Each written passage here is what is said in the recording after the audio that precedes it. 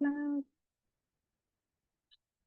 Last time we didn't hear that. That's why there was no recording, huh? So everyone able to see my screen, right? All good? Dạ vâng. So, yes. So a bit about us again. Many of you been seeing this for 2 weeks, and this is the third time now. So Bong just gonna sum up real quick, okay? So we are ScholarSpace. So we offer bootcamp through many scholarships such as 𝗁𝗵𝗶𝘀, Australian, and this is our third one for Chevening. So our commitment is to provide you and remove all the barriers so that you can have a strong supportive system to complete your applications. So what we ask from you in return. So what we ask, since it's free, we ask that if you get selected, you can become our mentor in the future cohort. So if you are okay, so we can proceed, right? Okay. So ScholarSpace right now, we are developing a website, a mobile app, and a podcast series. So later on, you would see a lot of resources in one space, a lot of scholarship in one space, as well as access to alumni network in one space. And then also you could hear many podcast series and inspiration series as well. So to join the bootcamp, I want you to understand that the bootcamp have 4 pillars and phases. So the first one is writing excellence. So this is our writing excellence program right now that you're in. So once you get shortlisted for the interview, you reach out to us so that we can prepare you for the mock interview and preparations. After you writing the essay, we will start university applications right away. So are we clear on this? Good. So day 3. So thank you so much for those who submitting your day 2 homework. So we will start doing the day 2 review, and then also for those who I missed the schedule last week, we will start with you right away after this coming week. So the objective for this one is to make sure that you have all the necessary tool and technique to write compelling leadership and networking essay.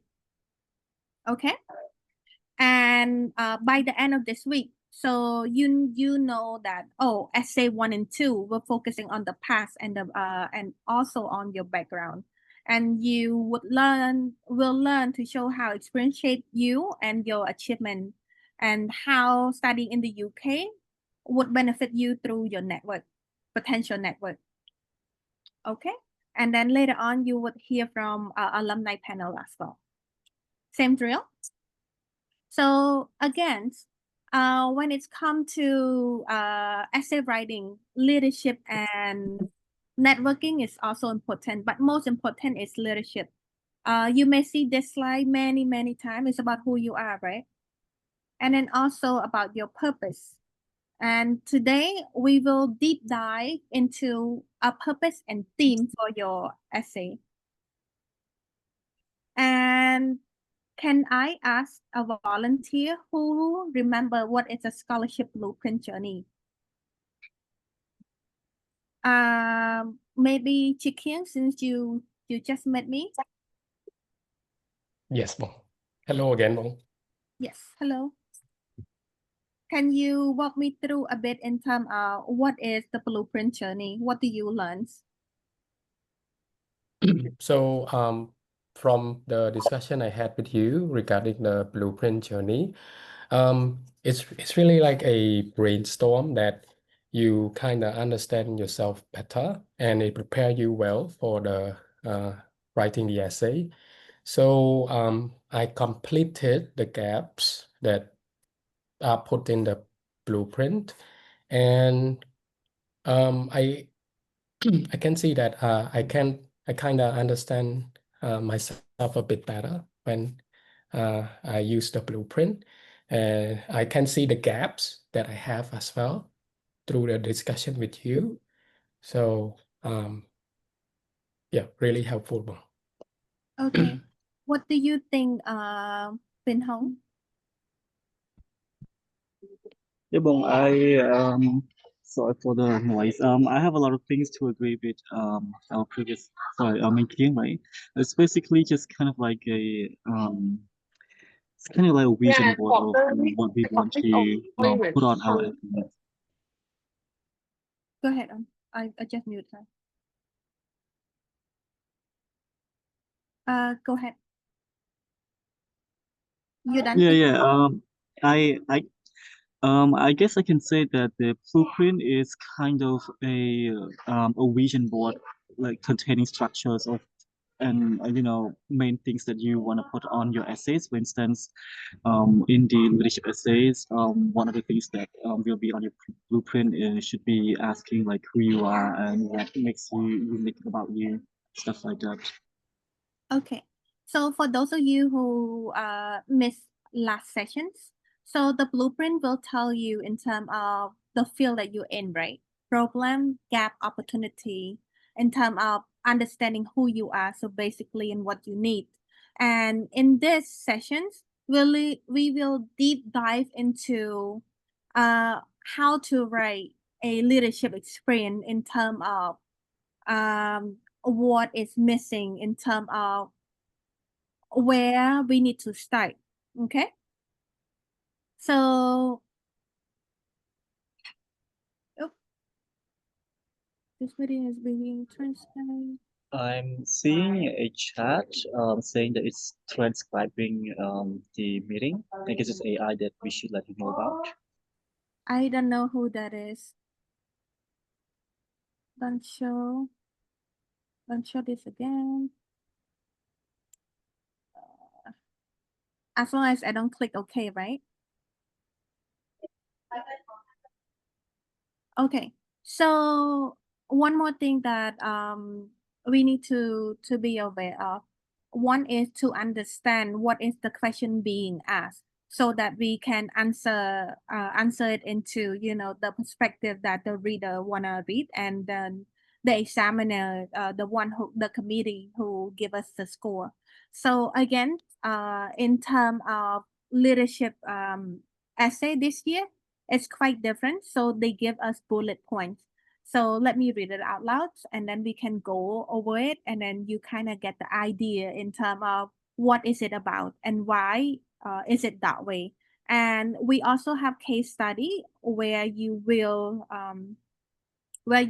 see like a successful application look like, and where are we seeing this in terms of benchmarking our essay, right? So leadership experience, describe a time when you demonstrate leadership in your answer. Please address the following. What was the context or challenge you faced? What specific action did you take as a leader? What was the outcome and what did you learn? How have this experience shaped your approach to leadership? So this basically is in the homework itself, that asks you to describe who you are as a person. What do you believe in? What do you stand for? And then also, how do you put those into one context? And we're gonna learn by answering this question, right? So Bong created these questions, and then I will send it to you so that you can answer it, and hopefully it can bring you together into writing one essay. Okay? So who you are and your background is very important. And at first, you need to understand that you need to show them who you are as a person.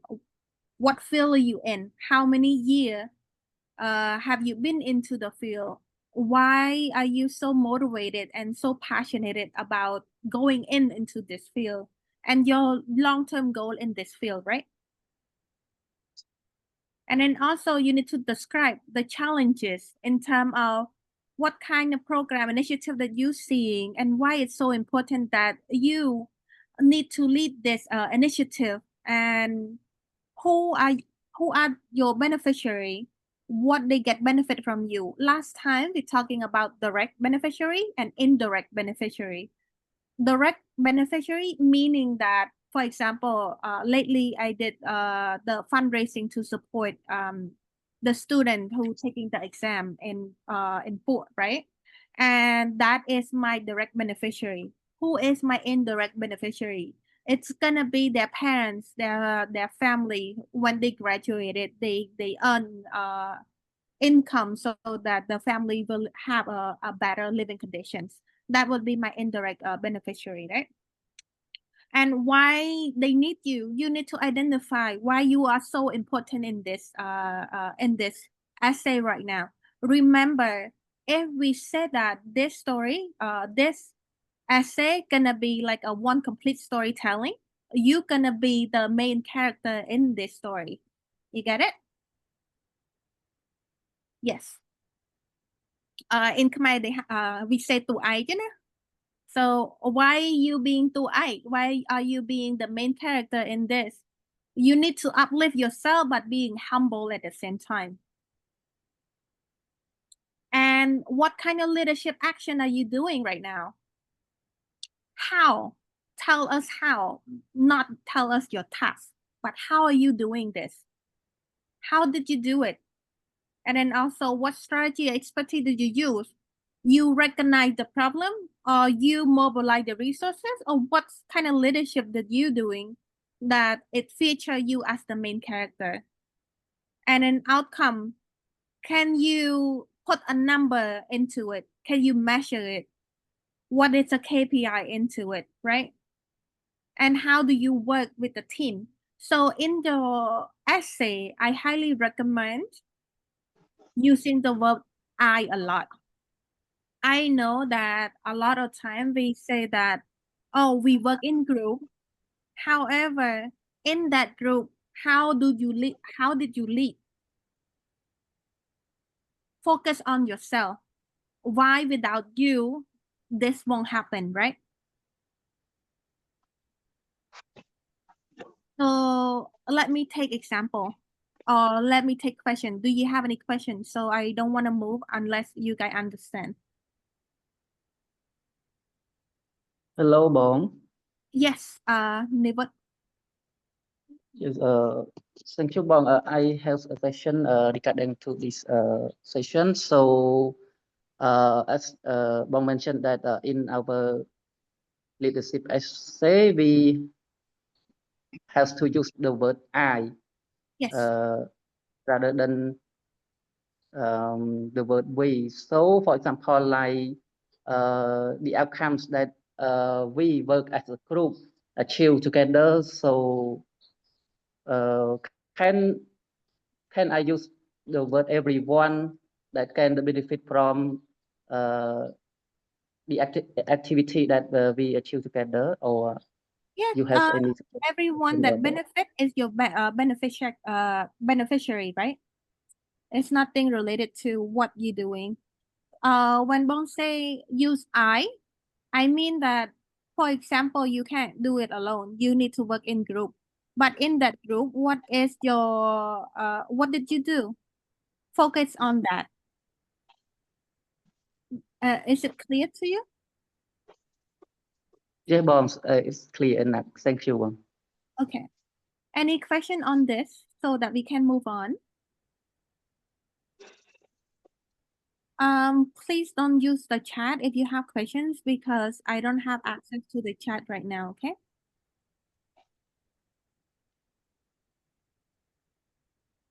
Do we have question on this? What I just covered earlier, leadership action, and also the outcome, the number.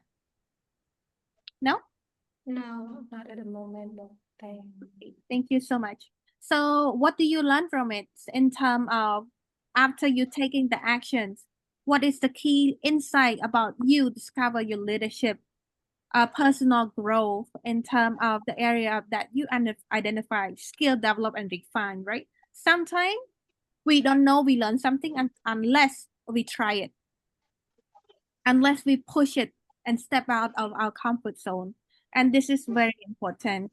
And how this experience shape your leadership approach, future applications. So how this experience change your leadership philosophy? new strategy you now employ?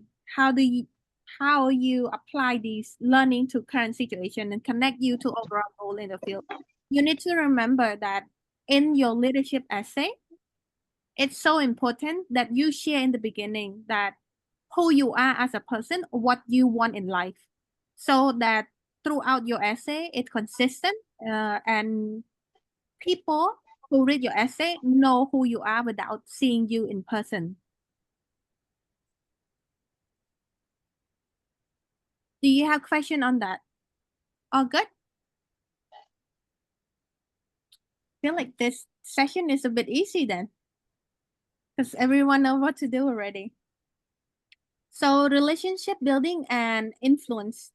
Tell us about professional relationship you have built and maintained. In your answer, please address how was the relationship formed and what make it important?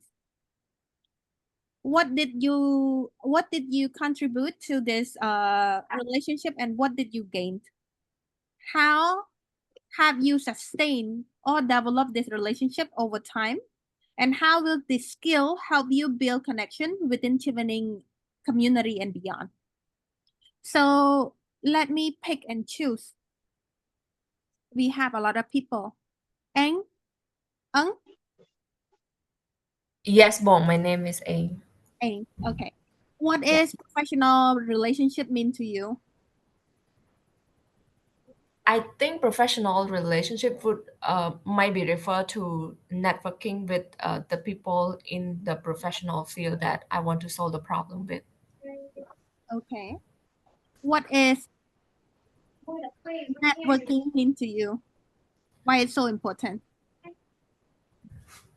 Networking mean building a meaningful connection with the people that I feel inspired and want to learn from them. Okay. Can you tell me a bit more? Well, I have to think more about this, but I feel like networking is being like brave and reach out to that person and tell them what we're looking for and building the connection that could last and having impact, like give benefit to each other. What your opinion in terms of giving and taking? So giving and taking, it should be when I go to reach out to someone, instead of thinking what will I get back, I should think of what will the other person get also. Like it's a win-win strategy. Okay. That is very good answer, because networking and it means that working together, right? When you work together, it's about giving and it's about taking. So it is very important that we balance it.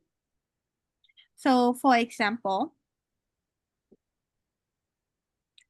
when we're doing something, we need to ask ourselves a lot in terms of who we are and who are they, and how we work together to come up with something good that make an impact within our society, right? So let me read it to you. Perhaps this could bring you some idea in terms of how you can work on your networking essay. So define your understanding of professional networking beyond transactional exchange. This is so important because for me, when I wrote my essay, I defined professional networking as a magic wand. If I need something, I got it right away. Some people define it as a Google map.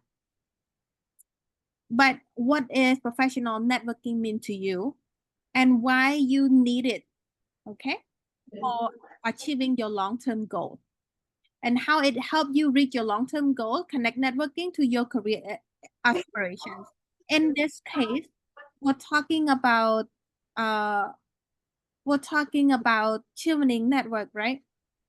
Because Chevening have a very, very big network, and how this network can fulfill your goal or fasten your pathway to reach your goal.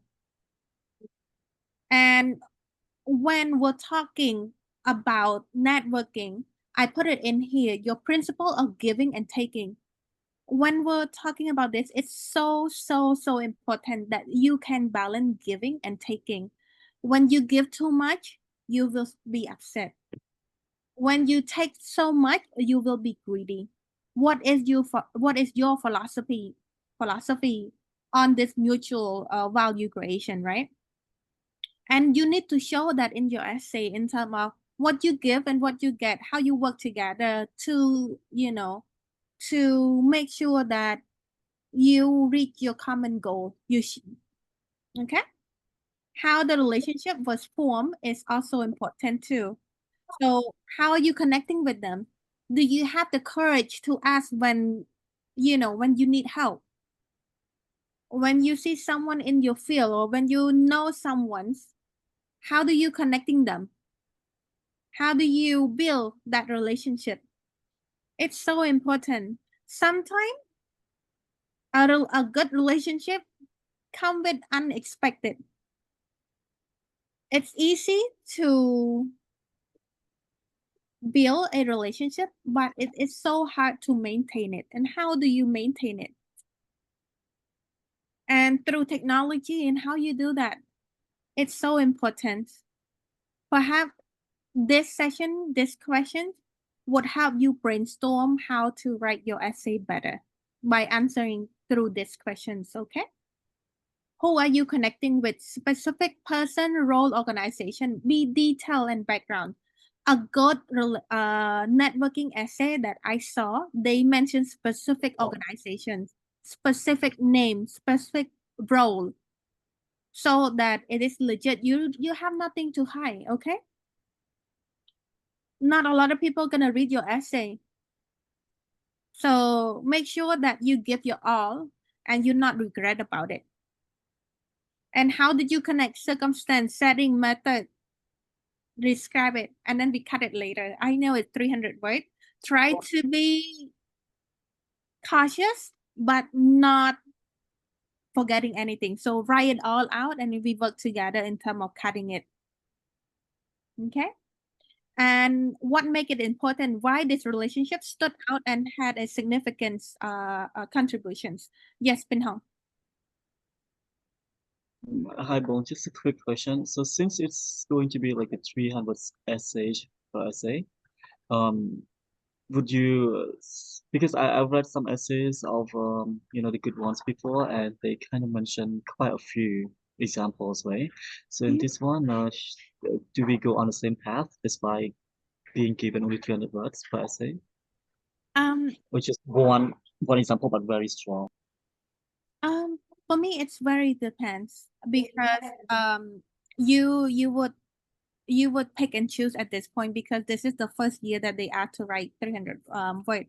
But I highly recommend to use two specific one, but make sure it's connecting so that it tells the same story but featuring you in different angle as a leader. But again, like Bong said, this is just my own opinions. And you at the end have to make that decision. Which one would you choose to make your essay stronger? One of the worst case scenario is that if they read your essay and they not identifying as a good networking, you do. You get it? But if you have two examples, at least they can see you at different angle. Okay? And what you give, specific expertise, resource, or support you're providing.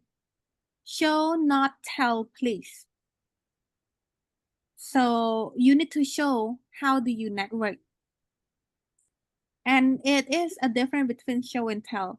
And I'll tell you later on when we read the case study. Why working together towards specific goal was important to you, and you need to demonstrate it into a mutual success. not your and not them, but both. Okay. And how is this gonna be moving forward, expanding?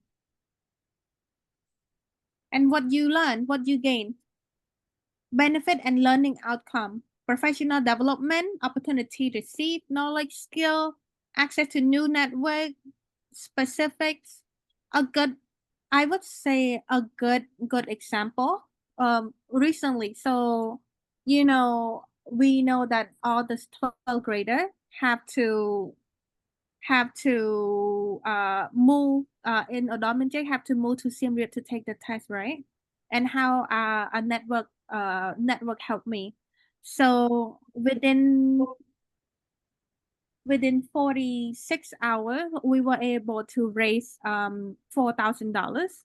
And then also we sold all the accommodations, and then also the transportations issue. So the students who need to take the test, they don't know where to go.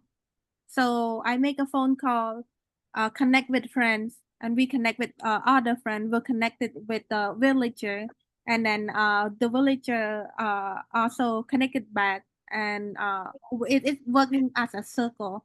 And at the end of the day, each of the villager in port, they were able to host at least 15 students at their house.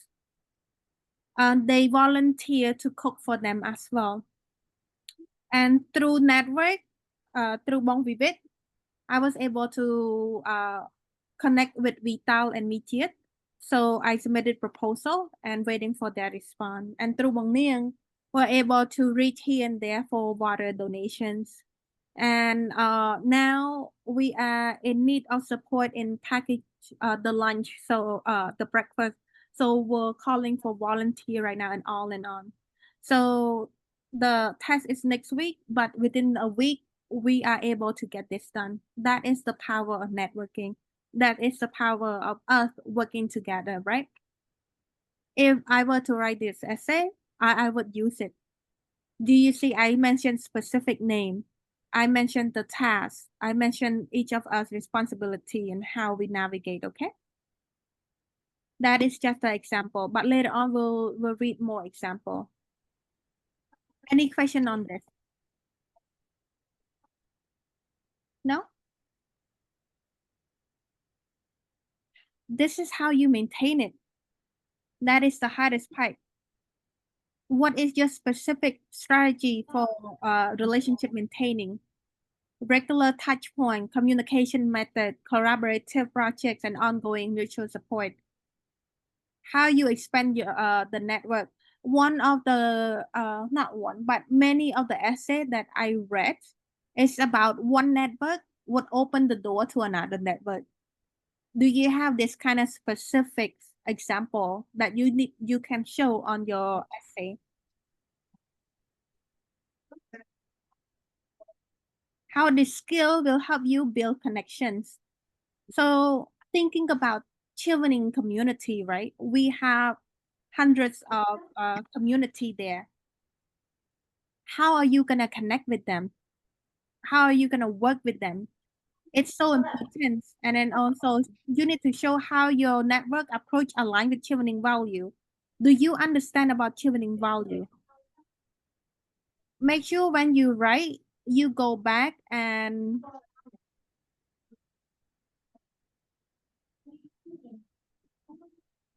give me one second. You go back and then also to review what is Chevening value to you so that you can align, okay? Any question on this?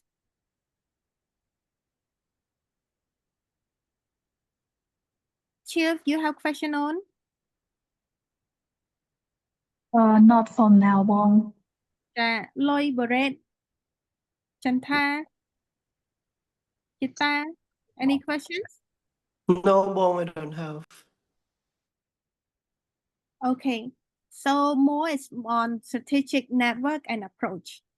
So again, it's gonna be the same thing in terms of how do you give and what do you gain? Can you demonstrate genuine reciprocate work where you give and you take? Can you emphasize on collaborative achievement over individual gains? What would be the quantified outcome where possible project complete goal if that project is not completed? But what do you learn? What would be the outcome from it? Not all the projects are completed successfully, right? So you need to show what you read, what you learn. Any question before I move on?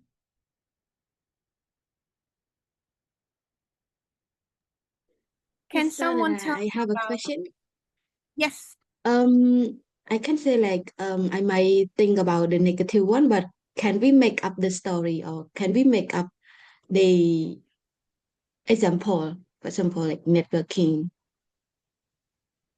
You mean like can you lie? Yeah, like that, kind of like that. First question. The second question, what is the important that we need to tell them the truth of the name, the organization? What is the benefit? Okay, through my experience, when you lie, you forget. Okay, so if you select it, you wouldn't pass the interview unless you are a good liar. Does it make does that answer your questions? I wouldn't recommend to lie on the essay because it show when it's not happening, you don't have the energy, you doubt yourself a lot. That's that was happening during the previous years as well. And think about the network, think about the example that you have throughout your career. I think it's good to pick a few good ones. And how important it is to put down the name and to put down the organizations. I think it's very important. It shows that you know what you're doing, you know who is your network, and you've been working together. If you don't show, I feel like throughout the essay it seemed a bit weird, and then also it's more like lying. If I say I work in this nonprofit organizations, and this nonprofit organization, we do mind, we work in a minefield where every day we go in and then jump on the mine and then get explode, something like this. What kind of organization that I'm talking about? Is it legit organizations? Am I lying? You know what I mean, right, Lloyd? Yes, yes. Yes. Can someone tell me a bit in terms of the STAR approach? Let me pick.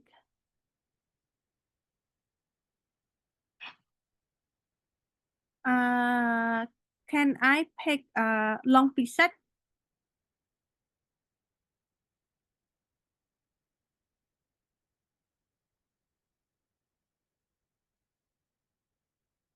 𝗵𝘁'𝘀 is not here. I'll remove you. I'm joking. Can I take 𝗪𝗵𝘁'𝘀?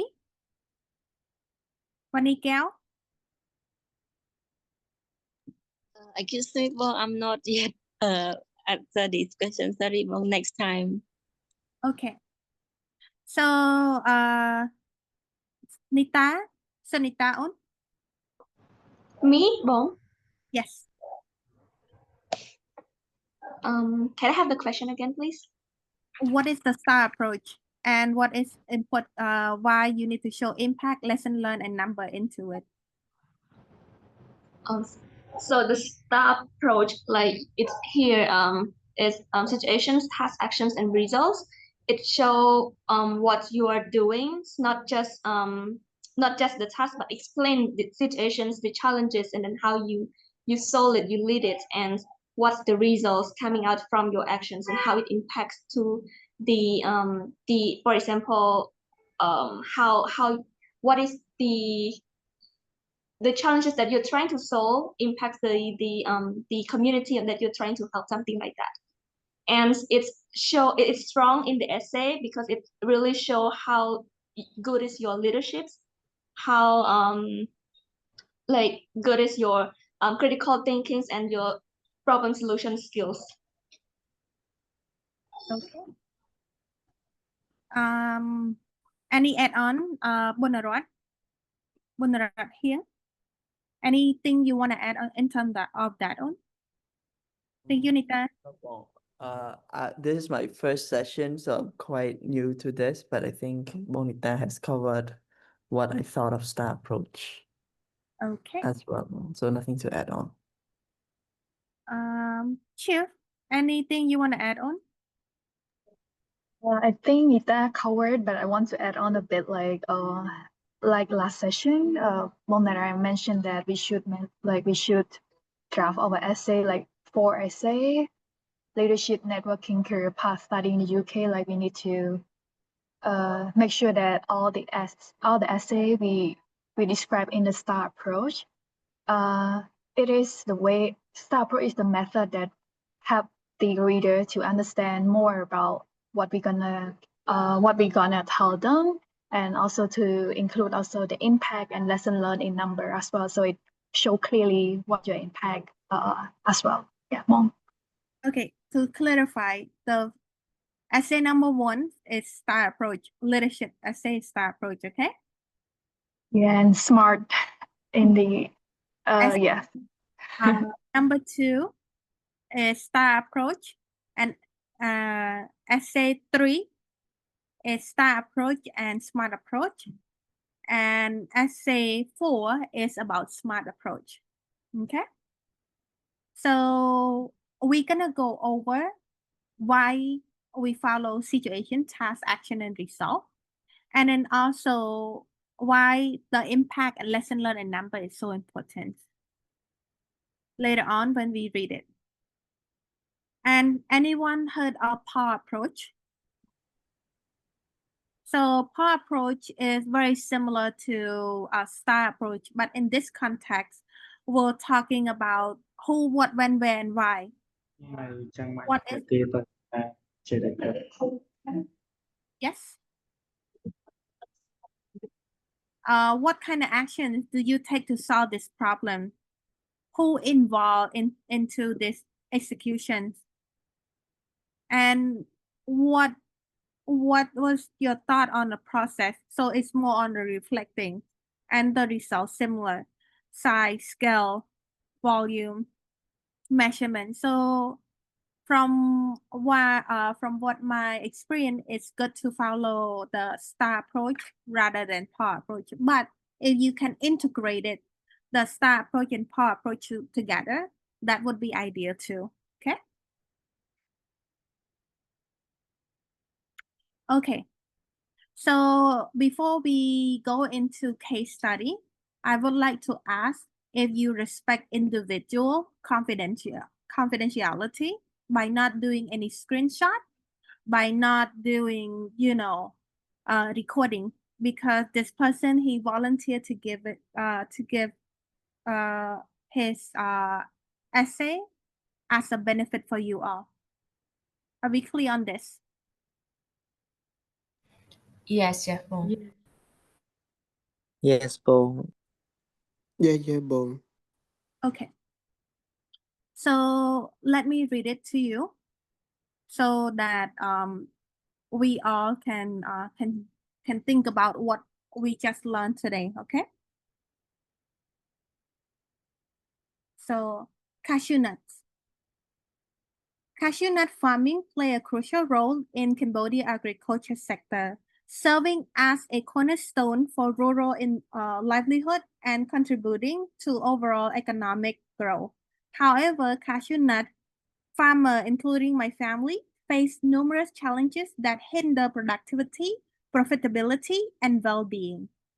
As co-owner of Anajak Farm, a 65-hectare farm with 55 employees, I have personally witnessed the hardship endured by farmer.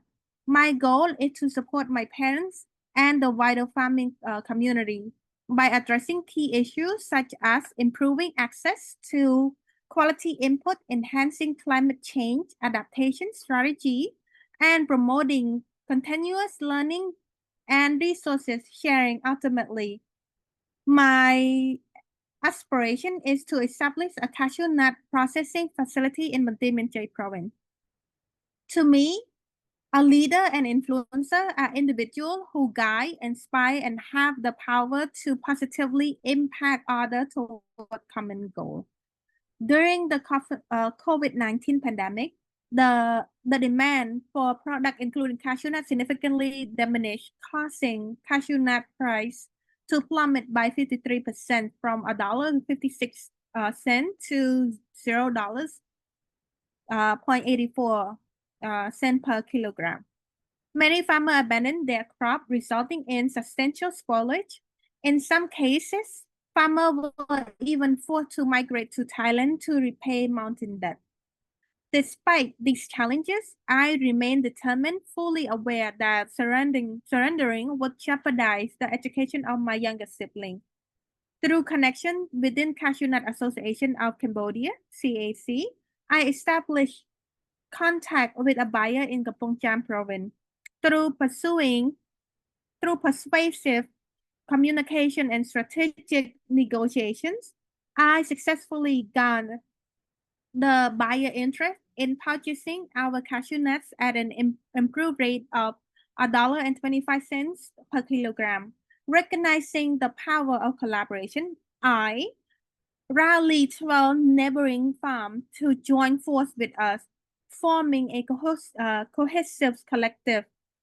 By pooling our resources and coordinating our efforts, we effectively share the transportation costs from our individual farm to 𝗀𝗀𝘀𝗀𝗀 province. Similarly, when faced with lack of market demand for mangoes and bananas, I encouraged my father to run 3 vans to transport our product to various markets in public spaces in Phnom Penh. Tirelessly, I traversed from one local farm market to another, engaging in price negotiation to secure buyer for our fruit. We were able to sell mangoes at $0.29 per kilogram and banana at $2 per bunch. In the evening, we strategically positioned our vans in different locations along the riverside, competing among ourselves to attract customers. Through these efforts, we achieved sale of 150 tons of cashew nuts, 110 tons of mangoes, and 5,500 bunches of banana. This joint effort enabled us to generate over $230,000 in revenue, instead of leaving our product to spoil and go to waste. Through my leadership and determinations, I have navigated the challenges faced by cashew nut farmers, establishing connection, rallying neighboring farms, and exploring new markets. These have resulted in significant sales and revenue generation, showcasing my influential and resilient character. Although I may not belong to the medical team courageously risking their life during the pandemic, I have been able to support my family and farming community, shielding them from financial burden. Okay, so now let's go back to what we have learned so far, okay? Can I have volunteer? I'm gonna ask you some questions. 𝗁𝗁𝘁𝗀𝗀𝗀. Yes, mom. Okay. 𝗁𝗁𝘁𝗀𝗀𝗀, what do you think the red point that Bong covered right here? Yes. He or she has start one scenario in their real life experience, so I think it's a good start that we could adopt. Yes. First of all, it's the scenario they start. Okay, so basically telling the situation what is it and why is it a problem or solution, a gap and opportunity, right? Yes, ma'am. Yes. Aang, what do you think of the green part? The all green part in the essay? No, this one.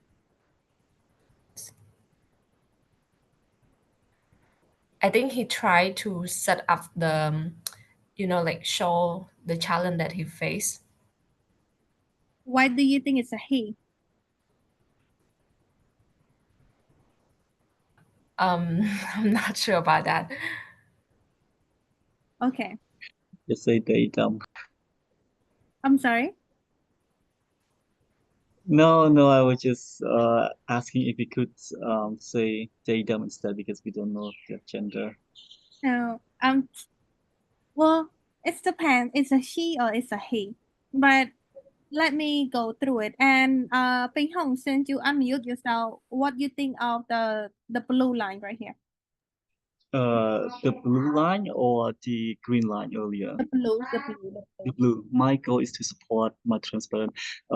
If I was to put it in the essay, that would be the task. You have the star approach, so that would be the task that I would need to do. Because earlier in the green line, he was basically telling people or readers who he was, and then these are the actions that he would do as someone who he previously tried to show. Okay. Aang, don't run away yet, On. So I haven't get your answer yet.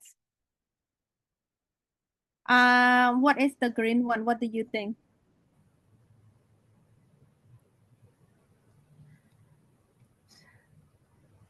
I'm not sure if I answered correctly. I think it's the task. Okay. So let's think back in terms of what we asked for, right? So the first one would be asking for what kind of situation are you in? What field are you in? And why it's matter, right? So in this, let's go back a bit in terms of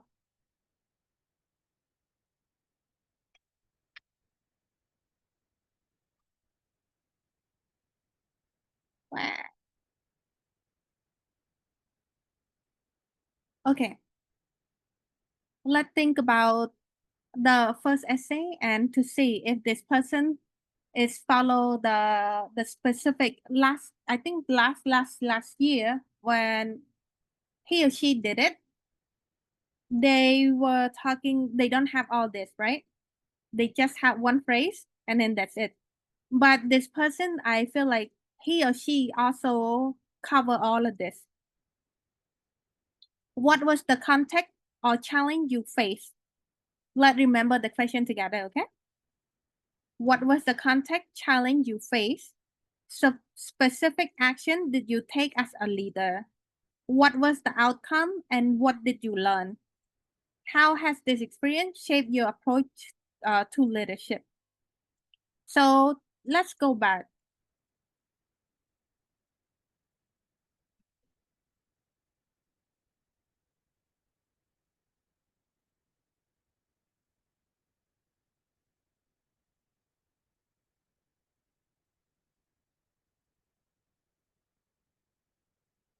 Okay. Is this good enough to tell about the challenge, the conflicts that he or she facing? This, he or she show a bit in terms of farmer playing a crucial role in agriculture sector, right? And this specific farming or agriculture, he or she choose cashew nuts, okay? It's specific. And this is the problem. However, cashew nut farmer, including my family, face numerous challenges that hinder productivity, profitability, and well-being. As you, I think Nita know a lot more than I do because I'm not in the field. A lot of our raw cashew nut was shipped to Vietnam or Thai, or to China, or to a lot, a lot into Vietnam a lot. But now we're starting to have our own manufacturing in Strockmine, but not too many, right, Nita? Yes, Bong. So in 2021, like 95% of the raw cashew nuts they will export to Vietnam as the raw materials and re-export as their own country as Vietnam. But right now, like we can reduce up to 5%. I would say in just a few years, it's quite good already. And we have 45 manufacturers, but they are all small, only around 10 companies that can export like internationally in Cambodia. Don't go away yet, Nita. So let me ask you more. Sorry, I pick on you because you're in the same field. Do you think this is the problem in the cashew nut community?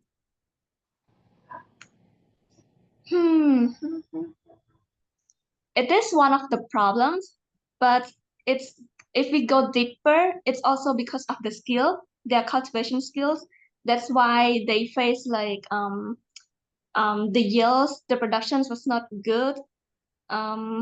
Because like farmers, they just follow each other, follow the traditional cultivations, and also because of the climate change, that's also a part, and how they fertilize is also a part, and how we promote our cashew is also a part, and how the governments they are not that actively promote the processed cashew. They just say like, okay, we have market in Vietnam and just sell it to that market and then that's enough.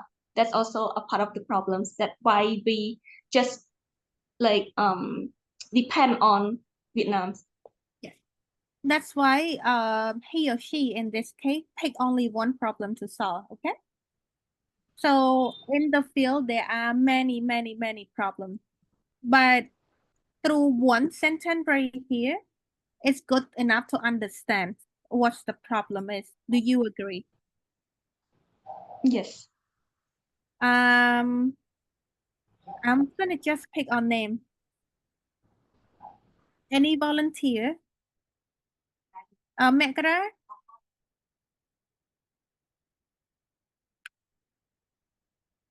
Say hi.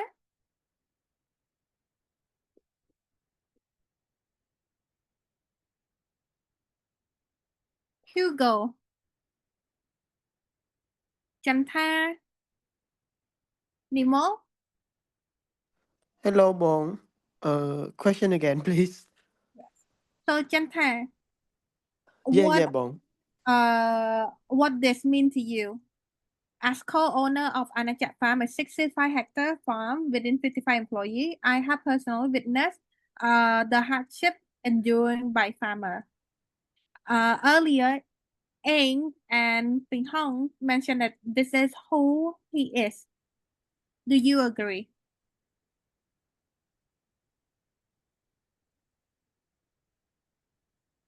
I don't get the question, Bong. Is it you mentioned that the green point, is it fall into the star approach method or No. So the green point, it's okay, won't answer my questions. So the green point is showing who he is by showing and not telling. Do you feel the responsibility that he has without him having to tell you what he do and his responsibility? Yes or no?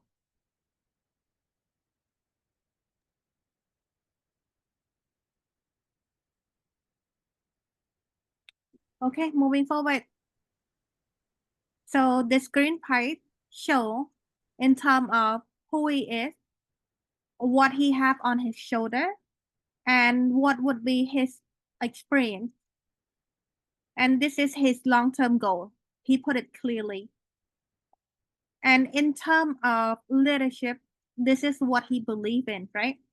Someone who guide, inspire, and have power to positively impact others toward common goal. And this is how he show in terms of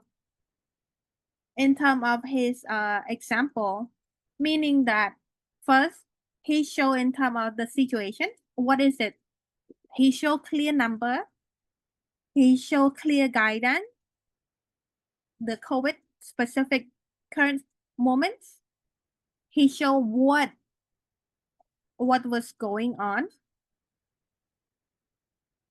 his understanding, knowing that if he give up, it's jeopardizing his sibling educations, showing how he did it through STAR approach, and then also show the result later on.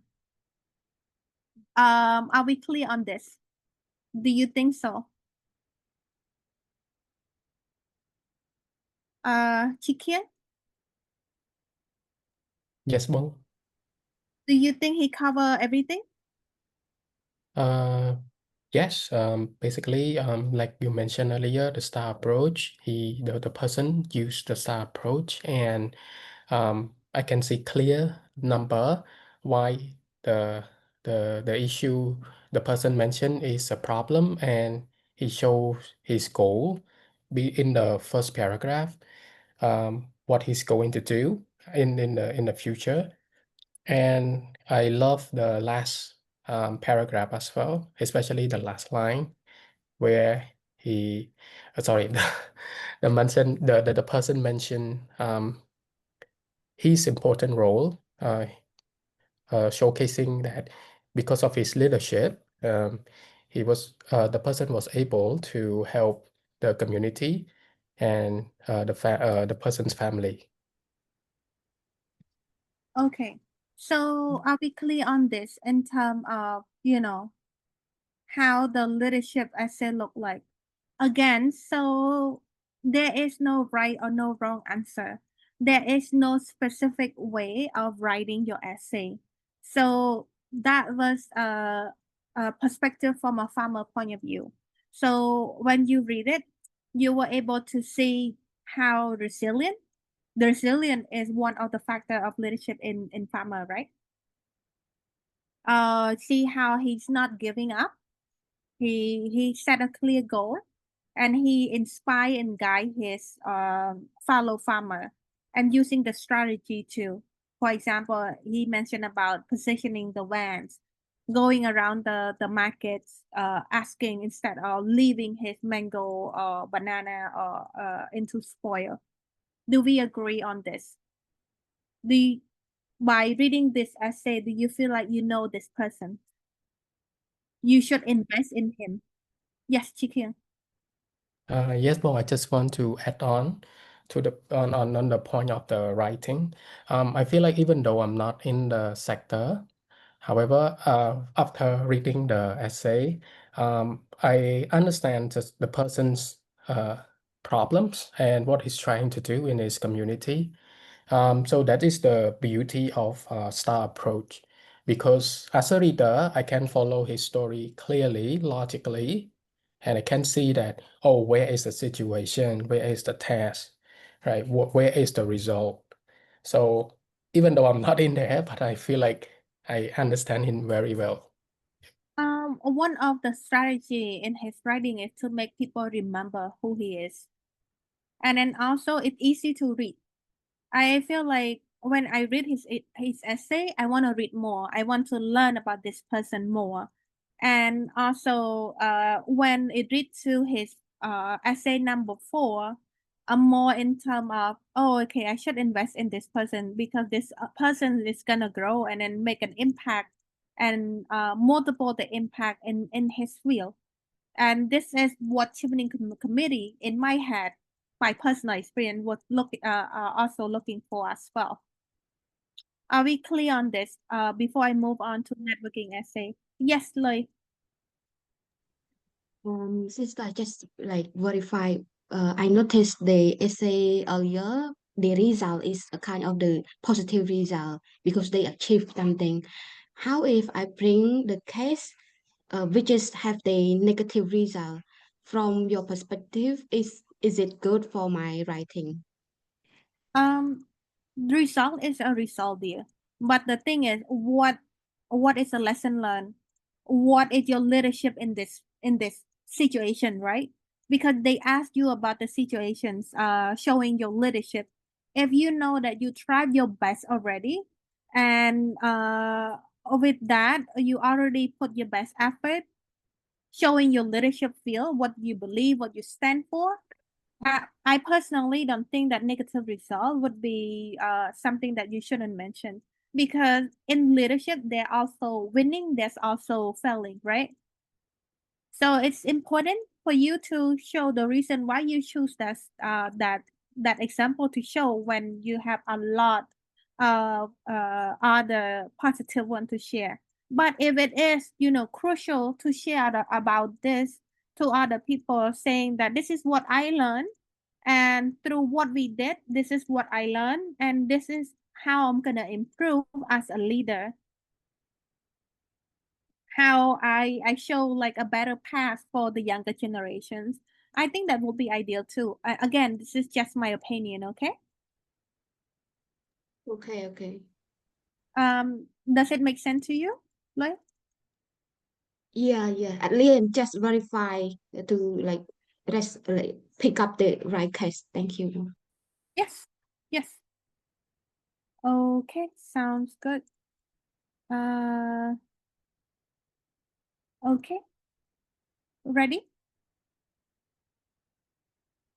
Next question. Everyone see my screen? Yeah. Okay. So networking. So networking is a part of building and sustaining mutually beneficial relationships that can unlock diverse opportunity. The power of connection is often underestimated, as people never truly know that opportunities a single connection can bring. Through my involvement with my enterprise KE and their business consultation hour program BCH, I had the privilege of receiving complimentary business consultation service from 𝗪𝗏, Chief Business Officer at my KE consulting firm partner and Chevening alumni. 𝗪𝗏 invaluable consultation enabled me to develop effective strategy for the growth of my business. Furthermore, she introduced me to an experienced consultant named 𝗪𝗵𝘁'𝘀 from Macon Strategic Partner, who provide me with an experience with comprehensive training on advancing technique and strategies, enhancing my skill in business research and analysis. Equipped with this skill, I successfully convinced my parents to explore the next step for our family business by venturing into the manufacturing sector. Moreover, I identified potential sources of funding to turn our long-term goal of manufacturing and packaging our own cashew nut product into a reality, with the aim of exporting them beyond Cambodia border. This achievement highlights the role value of network, which lie in potential for reciprocal benefit. Recognizing that 𝗪𝗏 has vested interest in attracting clients to meet her key performance indicator KPI, I reciprocated her favor and support by advocating for the BCH program within my farming and business community. As a result of my effort, 𝗪𝗏 informed me that over the course of just 1 week, 100 plus SME and startups had registered for the program, with many citing my referral.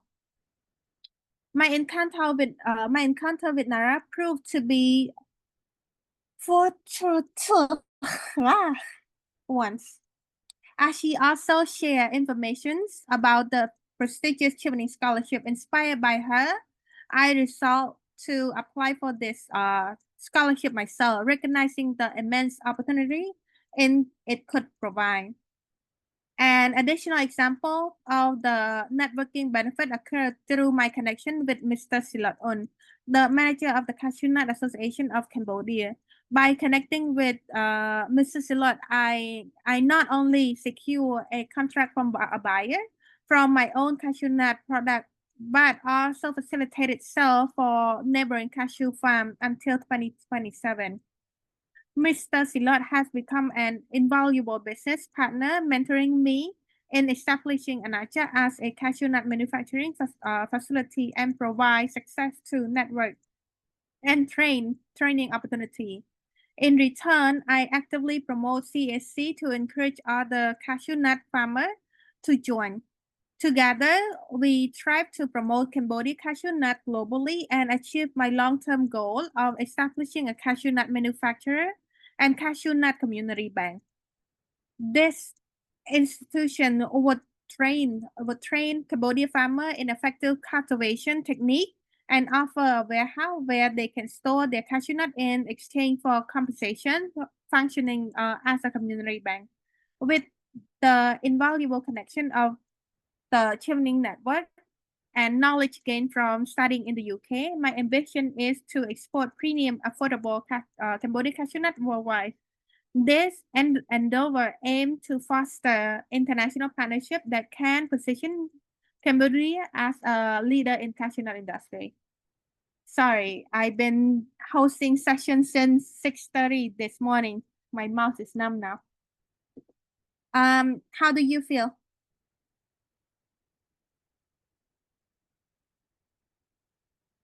Anyone? I feel like throughout this entire essay, specifically on the relationship building and networking, it's kind of like one network connecting to another one, connecting to another one, and another one. Do you think that this essay also cover the give and take ones? Yes, I remember he was getting benefit from CAC. At the same time, CAC was also getting benefit by getting more farmers that will be introduced by him to the association. Yes. And then also he was my client too, right? So I provide business consulting to client price, and he was one of the clients. So with this, he also helped me reach out because I don't have like a network in the cashew nuts community. So he been supporting by providing, referral to me. That is about give and take, and then also I help proofread his essay. So it's extending the network from one door to the next, and how is it go from one place to the next.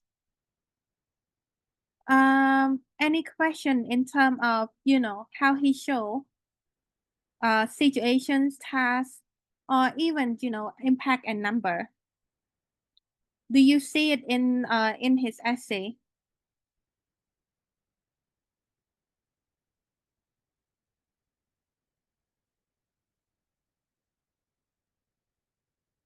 Yes, no, okay. I actually have a question. So it's kind of similar to his previous essay on leadership, where he also defined leadership or a good leader and then networking. I think the first paragraph was also kind of mentioning his definition of networking. Was that correct? Yes, I think so. Yeah, and is it really necessary, either with 500 words or either with 300 words? Is it really necessary, or is it a plus to mention the definition of leadership and essay and networking? Because I think in the previous session, someone mentioned that Chevening didn't want to know the definition of leadership, but they wanted to know how we did as a leader. To me right now, again, this is my own opinion only. It would be best if you just tell from your perspective. From his perspective, he didn't give out like a direct what is leadership or what is a networking, but he show why for leadership he show what kind of leadership he he believed in, and then he explained through the example, right? And for networking, I believe he show a bit.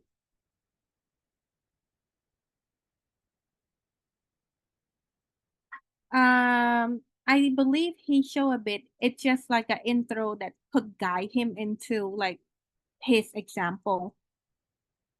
Yeah. So why networking is important in his field, and why one networking can connect him to more opportunities. So not to underestimate the connection that we build every day. This is for me, I feel like this is what he believed or she believed in.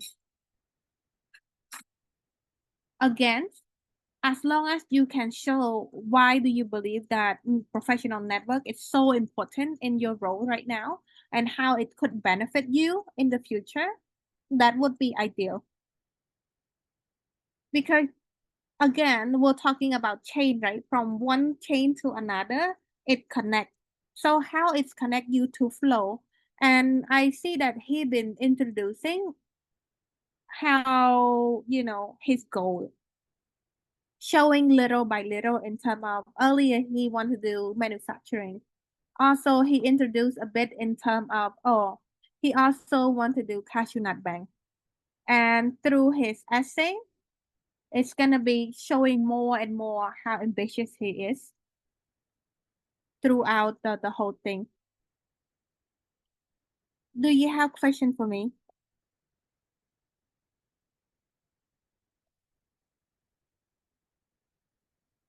Yes, I no.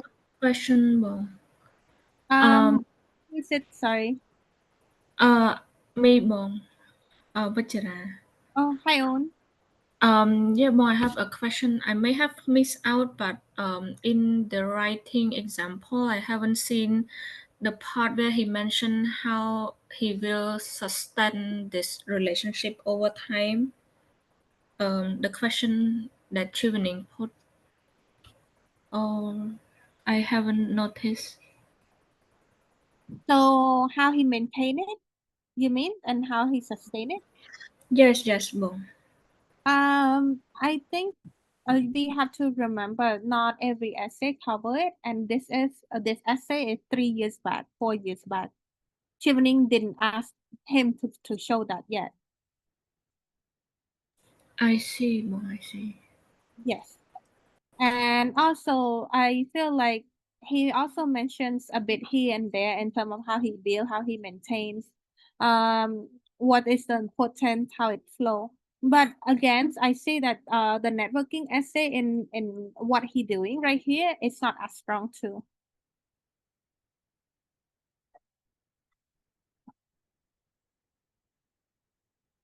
Yes. But this is what he been sharing, cashew nut, sharing my name, sharing KE and all those. I'll be clear on this before we move forward.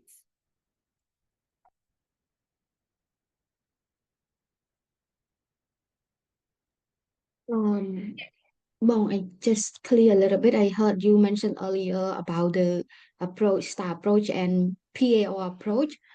Yeah. So you mentioned that we could combine this in one essay or like just choose the specific one?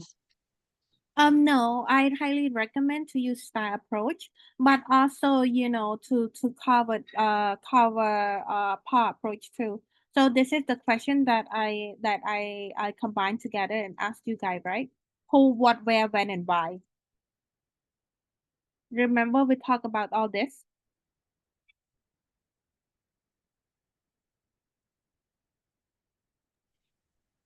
So I mean, your question is already cover the PAO approach, right? It already Yes. in here.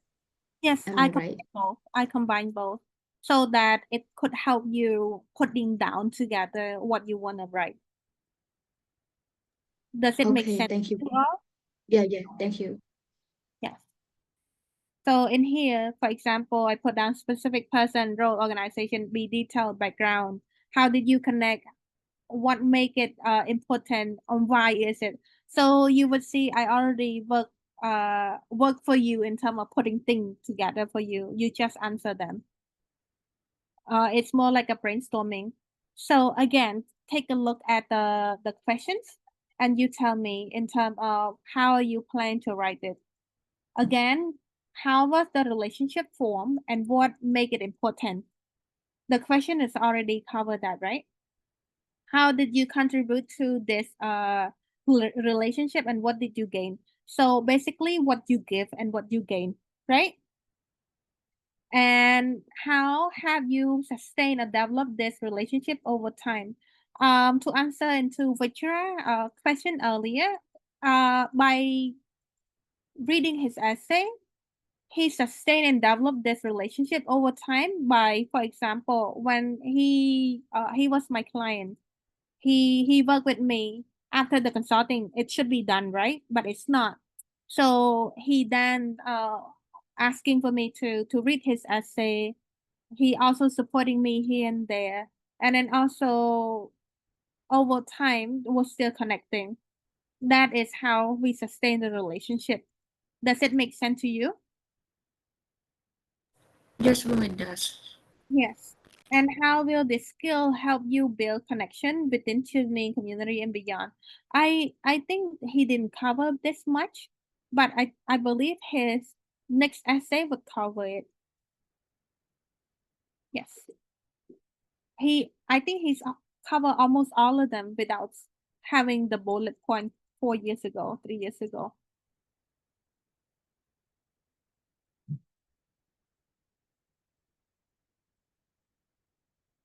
Where are we? Sorry. Oh.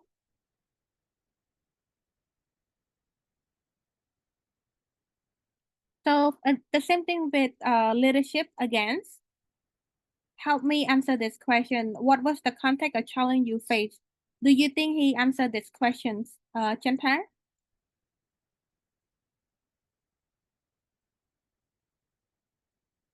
Chantal is not Yeah, here.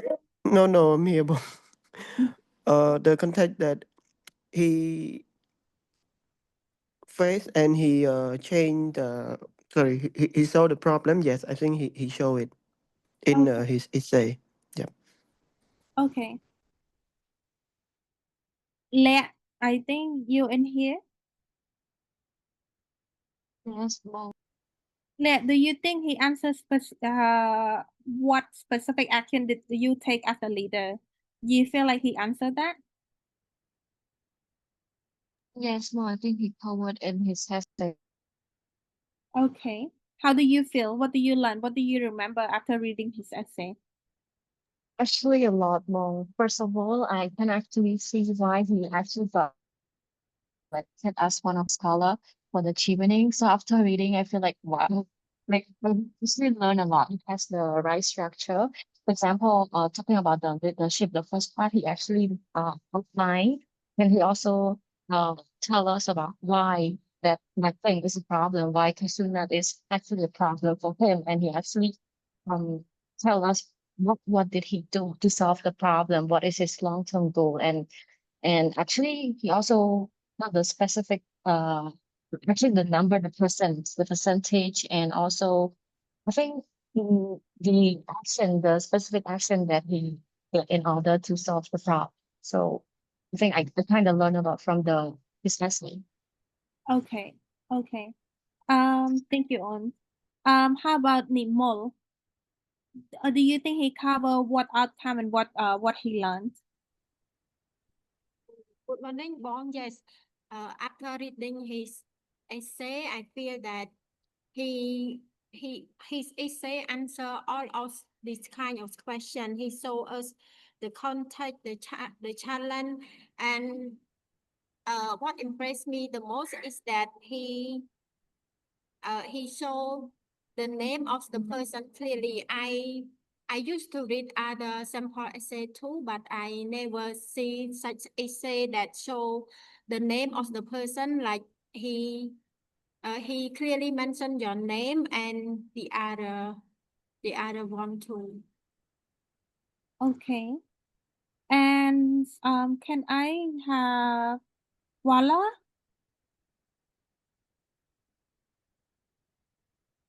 𝗁𝗁 is not here.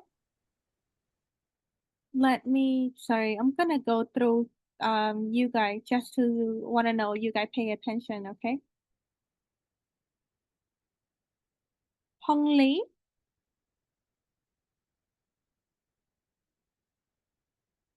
Miss Khan? Miss Khan is not here. May? May, are you here? Kai? Watana?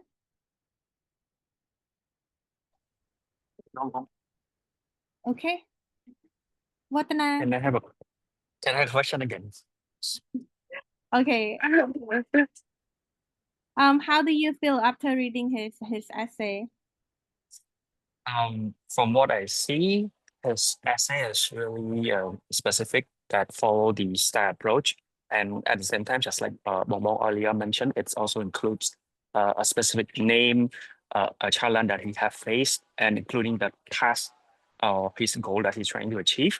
And after that, he showed the actions step that have been taken in order to solve or tackle those goal and problem. And at the end of the day, he's showing the result which is come out of his action.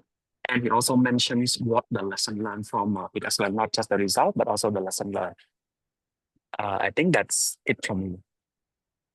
What do you learn? What can you? How can you make your essay better than him? From what I see, most of the essay include only the result, but what I can see that should be improved on my essay is to specify the name, just like Chris mentioned, but also not just that, but the number should be also specified in it as well. Make sure that the evidence is based number based and including the lesson learned from the action, just like I mentioned earlier. Okay. Thank you, On. Esther, how do you feel? Esther. Esther not here. Usa? I'm here, Bong. Okay. Hi, Esther.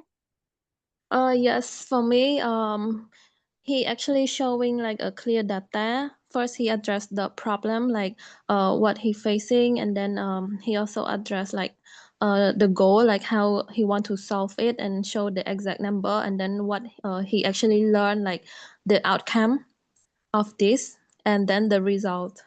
So yeah. How you think you can make it better than his essay? Because think back, the essay was written 3-4 years ago. Now it's shorter. The requirement is shorter, and then also it's more on in terms of more specific. How are you gonna beat him on this? To be honest, I'm not sure yet, Bong. But his essay is actually impressive with all the data. But like since they decreased the amount of word to 300 words, so I'm not sure if like we could summarize our essay with a clear and specific context within 300 words yet. So I'm not sure about this yet. I agree with you with the word cutting, but again, the best thing is to be to write a complete sentence, and at the same time, perhaps you be specific and answer all these four bullet points and all the bullet points that they ask within the 4 essay, right? Yes, Bong. Well, besides this, can I have a questions? Yes, go ahead. I want to ask, like, for the essay about networking or leadership, can we use an example, like the real example from our experience, but like for a previous experience, or like the recent one? What would be your recommendation, like for the past experience, like for how long, like 2 or 3 years ago or 5 years ago, or the recent one? That's a good question. So my first answer, again, based on my own experience, always use the real example.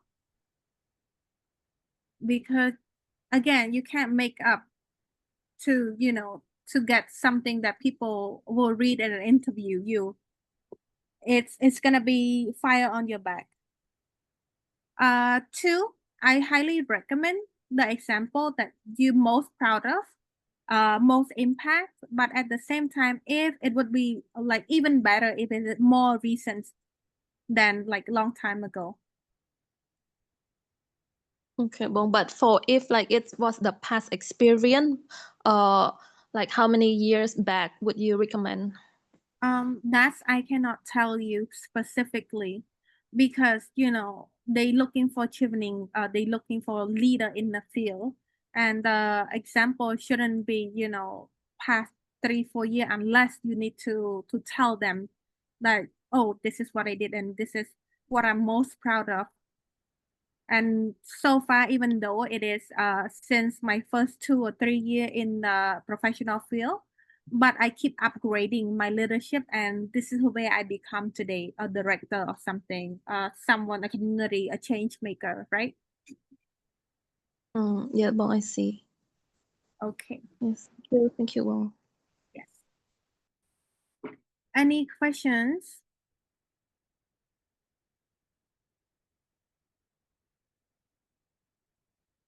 How specific?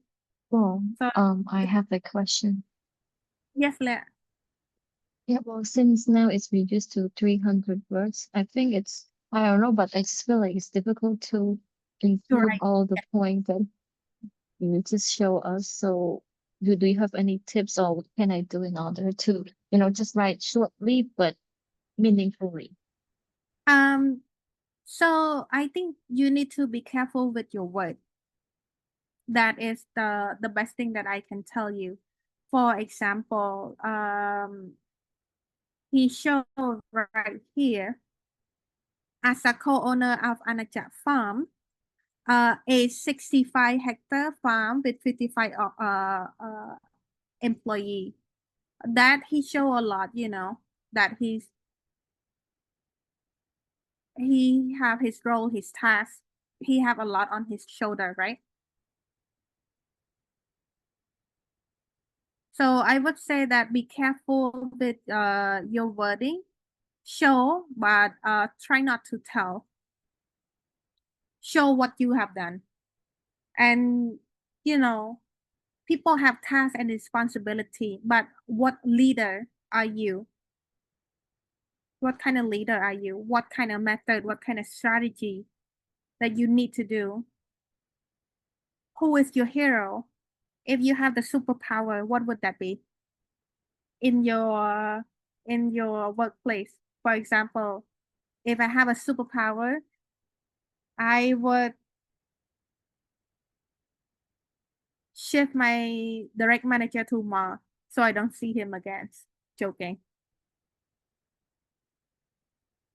So find your theme before starting your essay. Trying to connect the dots. So the question that I show to you is the dot, right? Be specific, straight to the point and concise.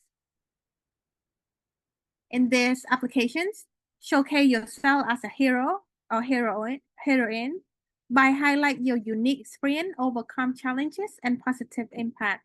So again, if it is a story, you are the main character. Remember that. Demonstrate passion of the scholarship through research and preparations. I understand that you joined the boot camp, but also do your own research as well. There's a lot of resources out there that you can tap on. Again, so just in Cambodia alone, there are like 4 or 5 mentorship programs available for you, and 3 or 4 are free, for including this one are free. So tap on that. I don't mind in terms of, you join different, workshop, but you need to do the homework so that I can review. Otherwise, I have a lot of people to do. And then one more thing, if you commit to something, I feel like you should give a chance. So for example, many of you direct message me that you have to go to other boot camp as well, mentorship boot camp, Chevening boot camp as well. I don't mind, I don't stop you, but at the same time, I feel like you need to remember that what you're missing here, I don't want to go over it again and again because I do have like my full-time job as well. Going back to tap on the resource, seek mentor, seek alumni as early as possible so that you can secure a spot ask them to review your essay, right? Does it make sense to you? And don't avoid last minute rush, because we don't have time to read your essay before a day before you submitted it. Stay true to yourself and maintain your authentic voice. This is so important. Through Chevening, they said that they have AI detection, so you need to be careful for that. Again and again and again, when you ask someone to read your essay, you have to go back to yourself and make sure you trust your judgment. You know what is best for you. Am I clear on this? I feel like this is so important for you to, yes. Hello, Bong. I have a question on the usage of AI, because I understand that things like this need to be original and authentic. And it mentions already on the website showing that no AI will be tolerated, right? So the essays that I wrote, the first two essays that I wrote and reviewed with you, even though that didn't really meet expectation, but those essays were wrote by me completely. And then I used a paid version of AI detector, and it said it was AI detected, but it was literally what I wrote without getting any help from AI. So do you know any insight on what sort of AI detector they're using, or? Sorry, on back in my year, there is no AI. So I don't know. I don't know about it. I don't know what program they use, but I highly recommend, it's best to stay true to yourself, but at the same time, double check. I feel like Grammarly have a good source too. Again, Chevening is a bit picky because compared to other scholarship, they are more in terms of more supportive. They give you some space, sometimes some training for English, but I feel like Chevening, we do expect like a good essay based on my experience for the past 5 years. Yeah, but that's why you have to rewrite and reconnect it, and then also to work on it, prove it again and again and again. Yes, Esther. Yeah, Bong, to follow up on that, so would you recommend like if we write our draft essay and then we pass it into Grammarly to check the grammar, and then we copy and paste it into the Chevening pipeline, would it be okay, right? Rather than using ChatGPT, right? I don't recommend anything. So if I recommend it, I'm liable, Esther. So I think it's based on your best judgment. Okay, like I mean like only for grammar check, not for like the AI writing for us. I also think Grammarly they use AI as well to detect all your grammar mistake. But again, try your best in terms of does this sentence make sense to you? Do your own judgment in terms of that, because this is something that I cannot recommend on. But Okay, Bong, thank you. yeah. So I heard a lot of people say Grammarly help a lot. So that would be some of the choices. But Chikiang is here. He's at ACE. So you ask him. So at my institution, we also check for AI, especially for student placement tests. We use site like GPT-0. If you guys like to try it, I think it's really reliable. And I heard that many educational institutions use it as well. So before submitting your essay, you guys should use the website if you want to double check whether your essay is AI generated or not, just to be sure. And yeah, well, we use it and we use it rigorously as well. Yep. Okay. Can I have the name of the website again? It's called It's called GPT-0. GPT-0. Yep. Okay, Boret, you not stay quiet. You are the AI expert, right? Yeah, I want to share my insight to 𝗵𝘵𝘁𝗀 as well that he mentioned about detecting. I can start with a few months back then. There's a research documentary from CNA Insider that check the AI from the student, which one is reliable. But from my understanding, also from Bong Chi mentioned, I think I will take 𝗵𝘵𝘁𝘀𝗶𝘁 take that stay true yourself. If you use AI and stuff in your essay, it's mean like right or wrong, it will detect it. But sometimes from the documentary that I mentioned, you can go check out in YouTube. Despite like the lecturer share like 1,000 words of essay and put into AI, it still detect it as AI generated. So it's very tricky to trust one or two or any existing AI detector. So I would suggest like stay true to yourself. Like last year, I also has a ChatGPT as this.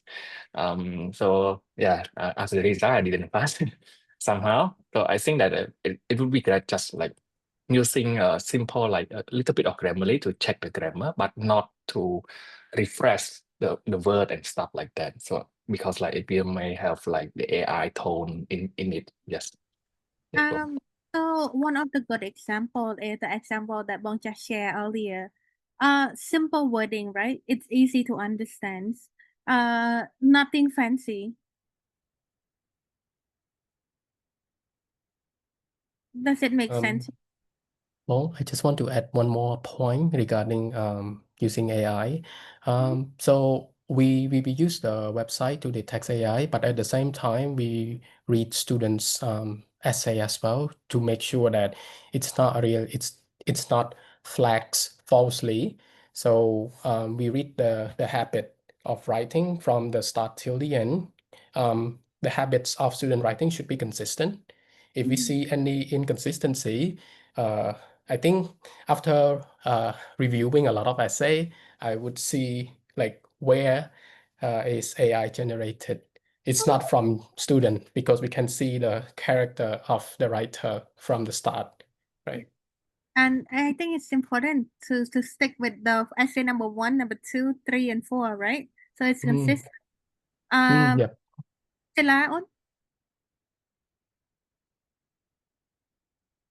Oh yes, just want to share based on my experience.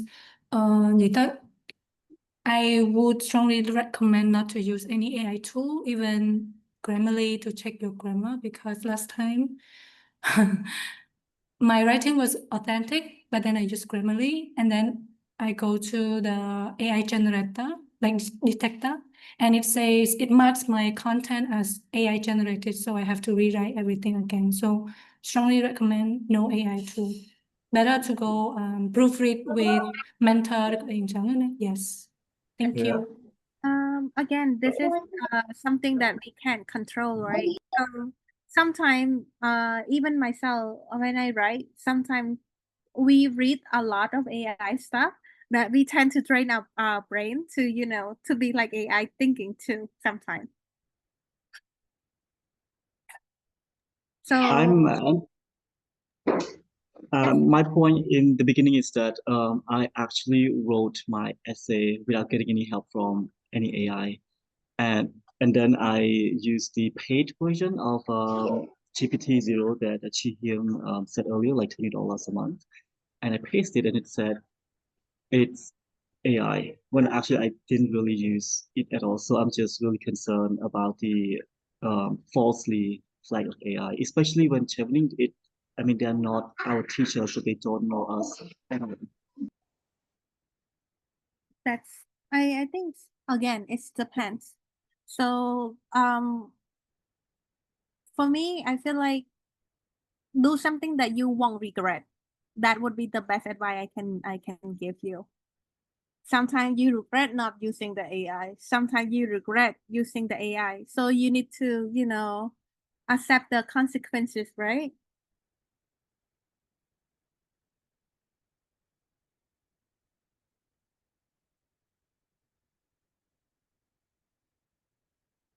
sorry, I'm checking on speaker a bit. Yes. Remain open to feedback, but don't let it overshadow your unique perspective.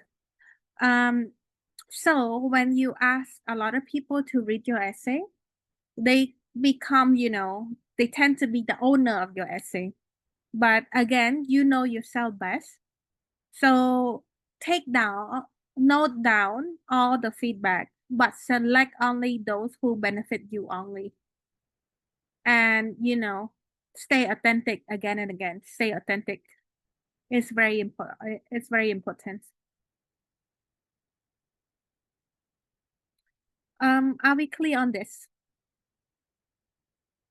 Any questions? I think this is the last slide.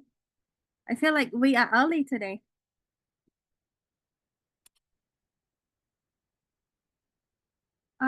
Any questions for me?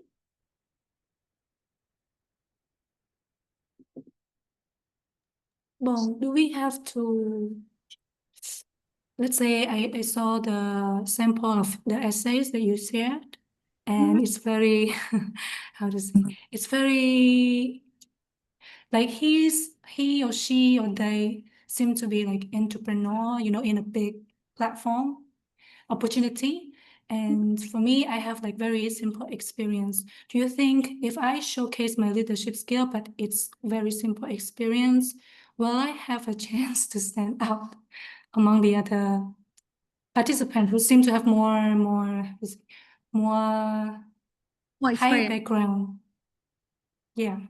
I think it depends, right? On every year, in the Chevening cohort, we have those who have big background. We have those who younger. So it depends. Any experience counts as long as it shows your leadership. Does it make sense to you? And then I Thank you, still Bong. encourage you to apply, and you learn from it. Thank you, Bong. Yeah. Yeah. Okay. Hello, Chevening. Are you in? Yes, I'm in. How about the two speakers? They are in already. Not yet. Okay, they will be in. We already spoke earlier. Just give them a few minutes more. Okay, sounds great. So we just finished our training, and we do a do and done earlier.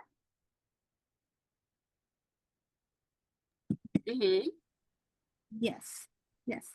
Anything you want to share a bit in terms of do and done? I'm sorry because I just joined like 1 to 2 minutes ago, so I missed a lot of points in here. Probably if you would like me to share some points, you could just like recall back. Yes. So earlier we're talking about do and done in the essay. So this is what we cover. So basically we're talking about avoiding last minute rush to submit. Stay true to themselves, and then also stay authentic. Don't depend on AI. Trust your judgment.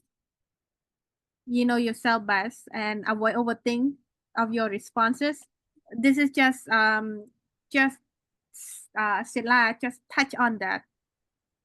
You overthink in terms of doubting, in terms of am I having enough leadership or not? Just give it a try. You know what you get. It's not a sad thing, because in my cohort, I think one of my cohort just graduated for a year, and then he went to Chevening. So it depends. It depends on your essay. It depends on your leadership. It depends on who you are, rather than comparing yourself to other people. And then the best thing is, again and again, don't overthink. Just write. Chevening, do you have any questions? Oh no, Chevening, you have questions. Sorry, you have any feedback? Nothing much different from you. I think every session I repeat the same. Just be yourself. Don't be so slant, because I think lots of people always slant, especially before submitting the application, before submitting their essays and stuff. And you might think, oh, my course probably is not some priority course, or it might not be like so-called to catch the first interest. So just for your information, that just be who you are, regardless of what your course going to be, and then be who you are. If you can sell yourself, and then of course just demonstrate your leadership, your skill, and how you make a difference when you come back, or differences when you come back to Cambodia. So that how you make people buy you during reading your essays or the interview. Anything else, Jay?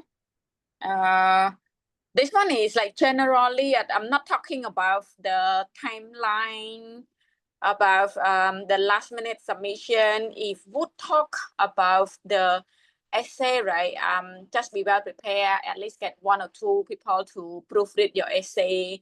After that, sit back and relax, but submit your application at least 1 to 2 days prior to the application deadline.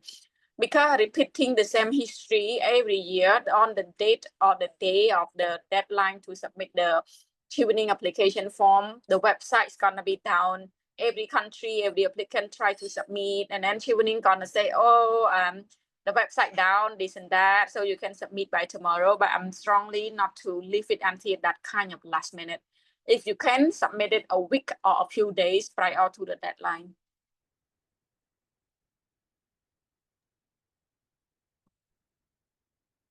Highly recommend to submit it at least 3 days before the deadline, because this is when the time that everyone trying to submit and the system crash, right? Yeah. Yes. I think 𝗶𝘀𝘀𝗀𝗶 is here. We're just waiting for the night a bit. Yeah. 𝗶𝘀𝘀𝗀𝗶 is it? 𝗶𝘀𝘀𝘀 is already in? Yes. Okay. Okay.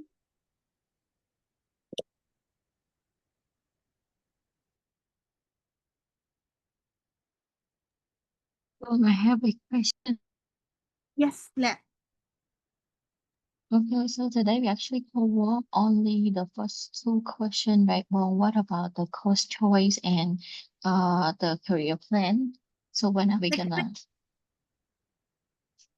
talk about it? And actually, I want to know about the how to apply for the school admission, because I actually struggled with that for the last 2 years. I do not know how, so I didn't get to apply. So I actually finished all the courses. Sorry, Nara, Lea, I think for the school admission, I'm happy to share the session. Probably after the session, Nara can just give me 5 to 10 minutes, and then I will like briefly guide you through how we can apply for the school admissions. Okay. So basically, so we have next week. So next week is about networking. It's about study in the UK as well as career plan. So once you submitted the Chevening applications, the bootcamp will start kicking in terms of preparing for university. So we will have that. So you're not alone. Like Bob mentioned, the journey itself divided into 4 phases. So we are still in phase 1, so which is the applications. When everyone submitted, we are more than happy to support you in terms of school admissions. So don't worry about it. Okay? Yes, well, thank you. So it means that we can just make the application first, then we can apply for the admission later. Okay. Yes. Yes. Mm.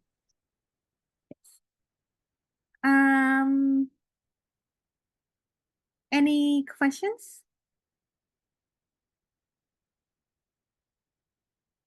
Any question before we start?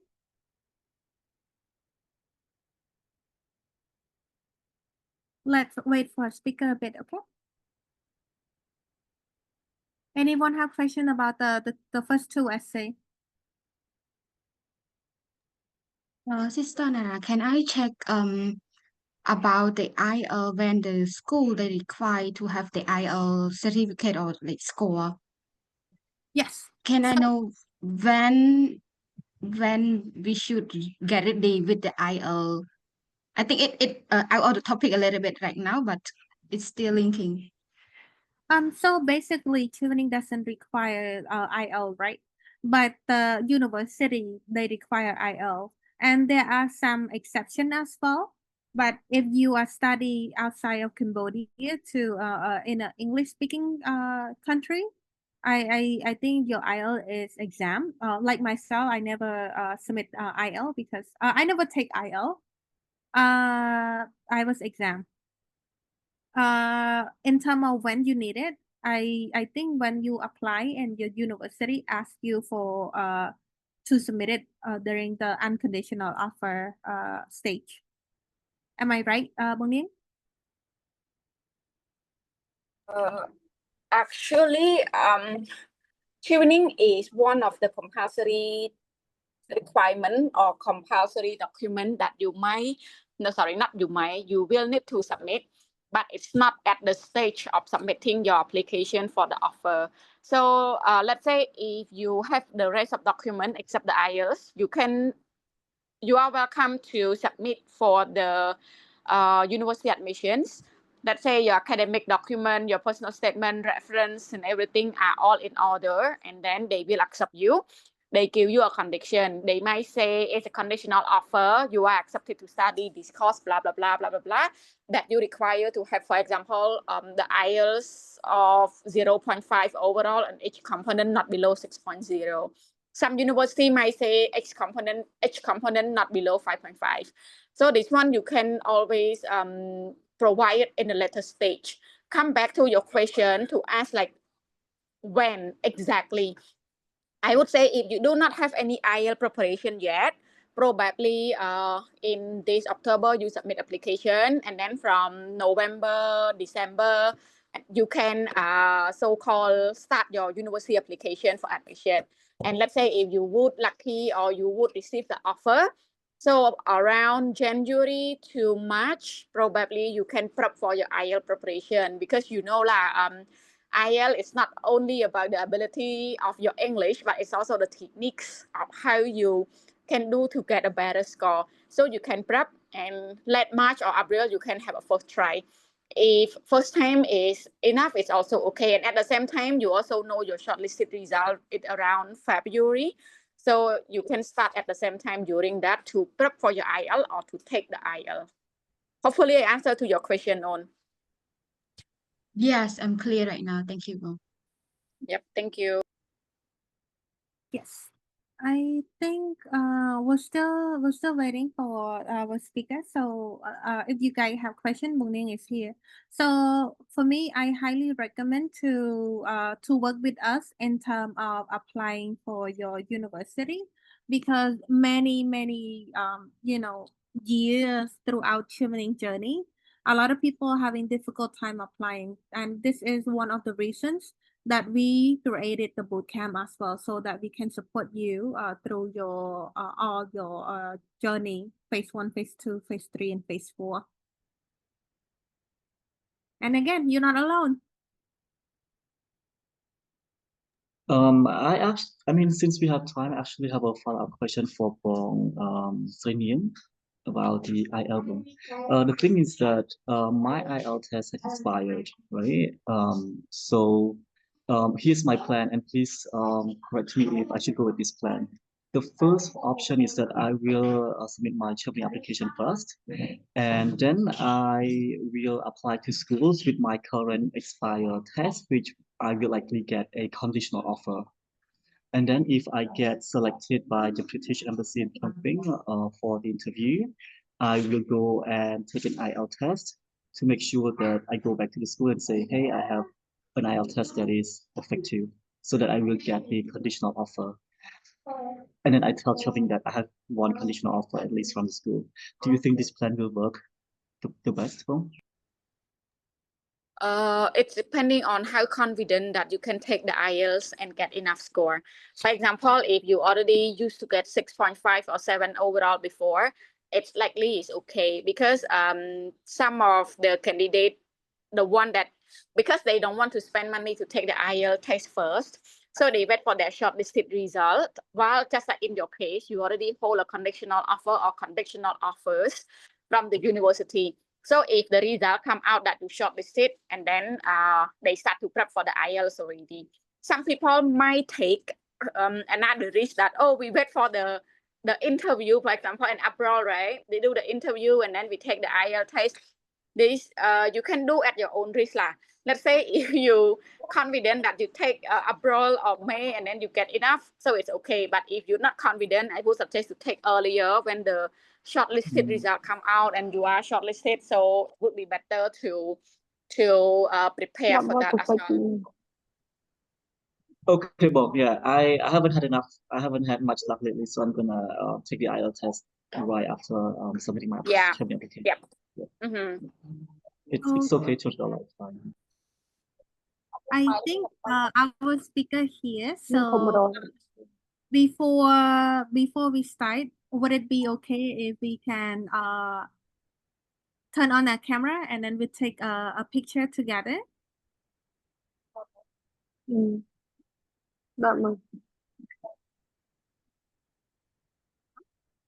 Okay. Thank you.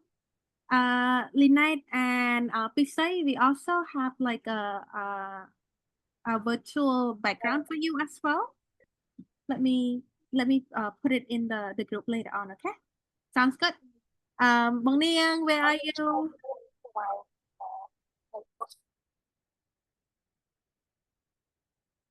We're waiting for Bong Niang to take. Sorry, guys. Just go without me. Turn on the camera first. Yeah, I'm pointing you while doing the housework. Sorry. Okay. Bong, Nara, just want to let you know that after taking this picture, I will leave Zoom first, and then I will join again from my mobile phone because my tablet is dying. Yes, sounds good. Ready? One more.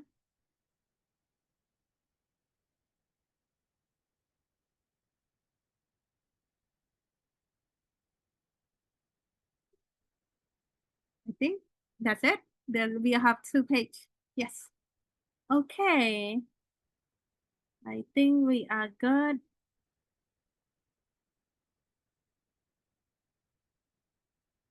Let me check to see if I can drop the.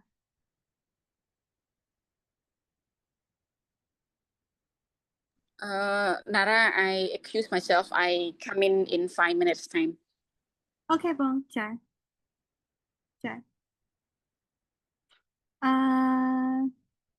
I think.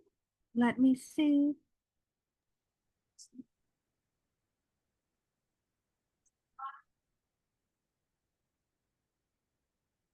Sorry, Night.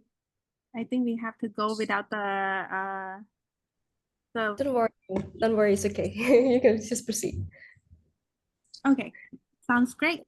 So again, this video, this Zoom will be recording. So speaker, 𝗪𝗫 and 𝗶𝘀𝘀𝗀, you're okay with it, right? Okay, sounds great.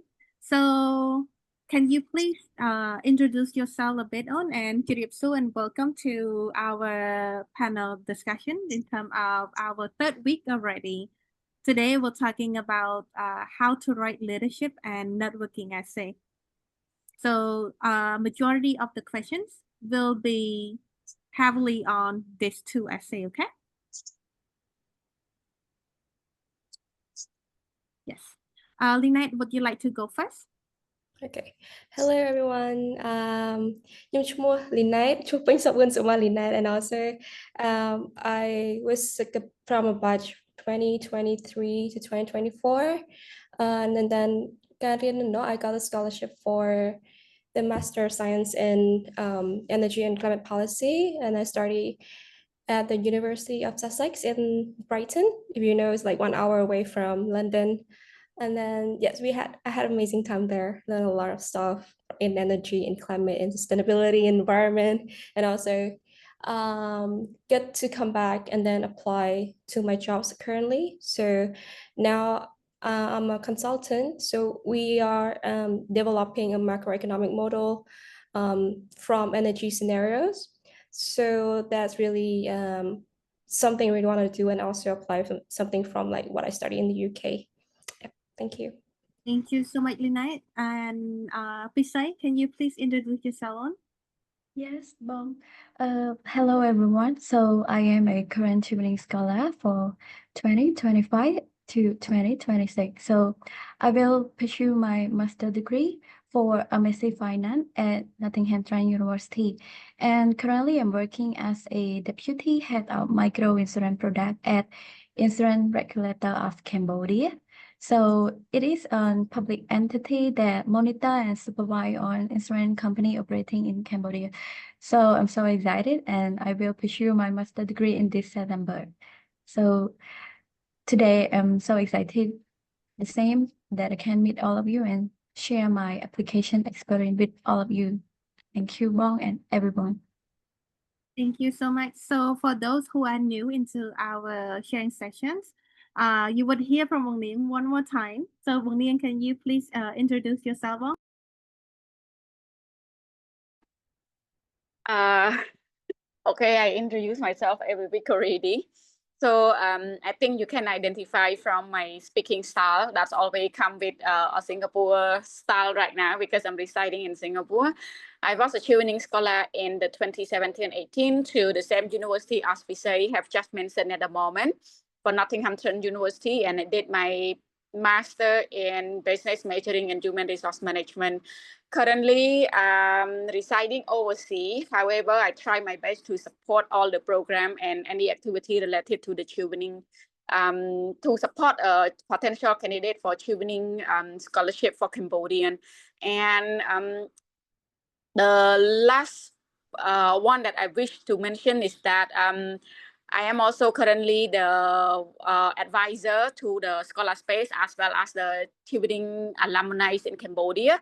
Hopefully that I can make differences to all of you and provide more opportunity to you guys. Thank you.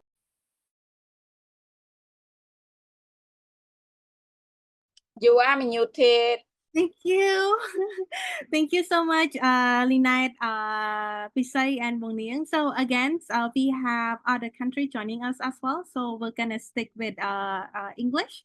And yeah, so well, it's gonna start with the same questions as we asked other speaker, right? So can you tell us about the moment where you make the decision of applying Chevening and why you select Chevening instead of other scholarship? Lynette? Okay, I can go first. So I did some experience from Chevening. I did it 3 times actually. So it wasn't my luck to try first time and get it, no. So I got Chevening scholarship on my 3rd attempts. And the first 2 time so far I think I only applied for Chevening and also Australian awards, because based on what I study, based on what I want, those are the 2 scholarship that can provide me the chance to go to study in the UK or Australia, where it's provided all the course that I need. For example, like, because I was looking at energy, economics, policy, anything I can do, because I did not come from engineering backgrounds or technical backgrounds on energy. Did my bachelor in education and finance, and then I changed my entire career to energy. So that was the only way I can do. And then the UK and Australia, they offer these courses like master degree in policy, more on policy, so something that I can do, and then I'm confident that I can do. And then somehow after 3rd time I got the Chevening, and then that was amazing. It was very aligning with what I wanted, what I'm looking for, like for the next at least 5 years in my career also. Yeah, so was like just cause, and then I want to do it, I got to study it, and then I got a scholarship. Yeah. Would you say that was like aligning at the right moments, or how do you feel like?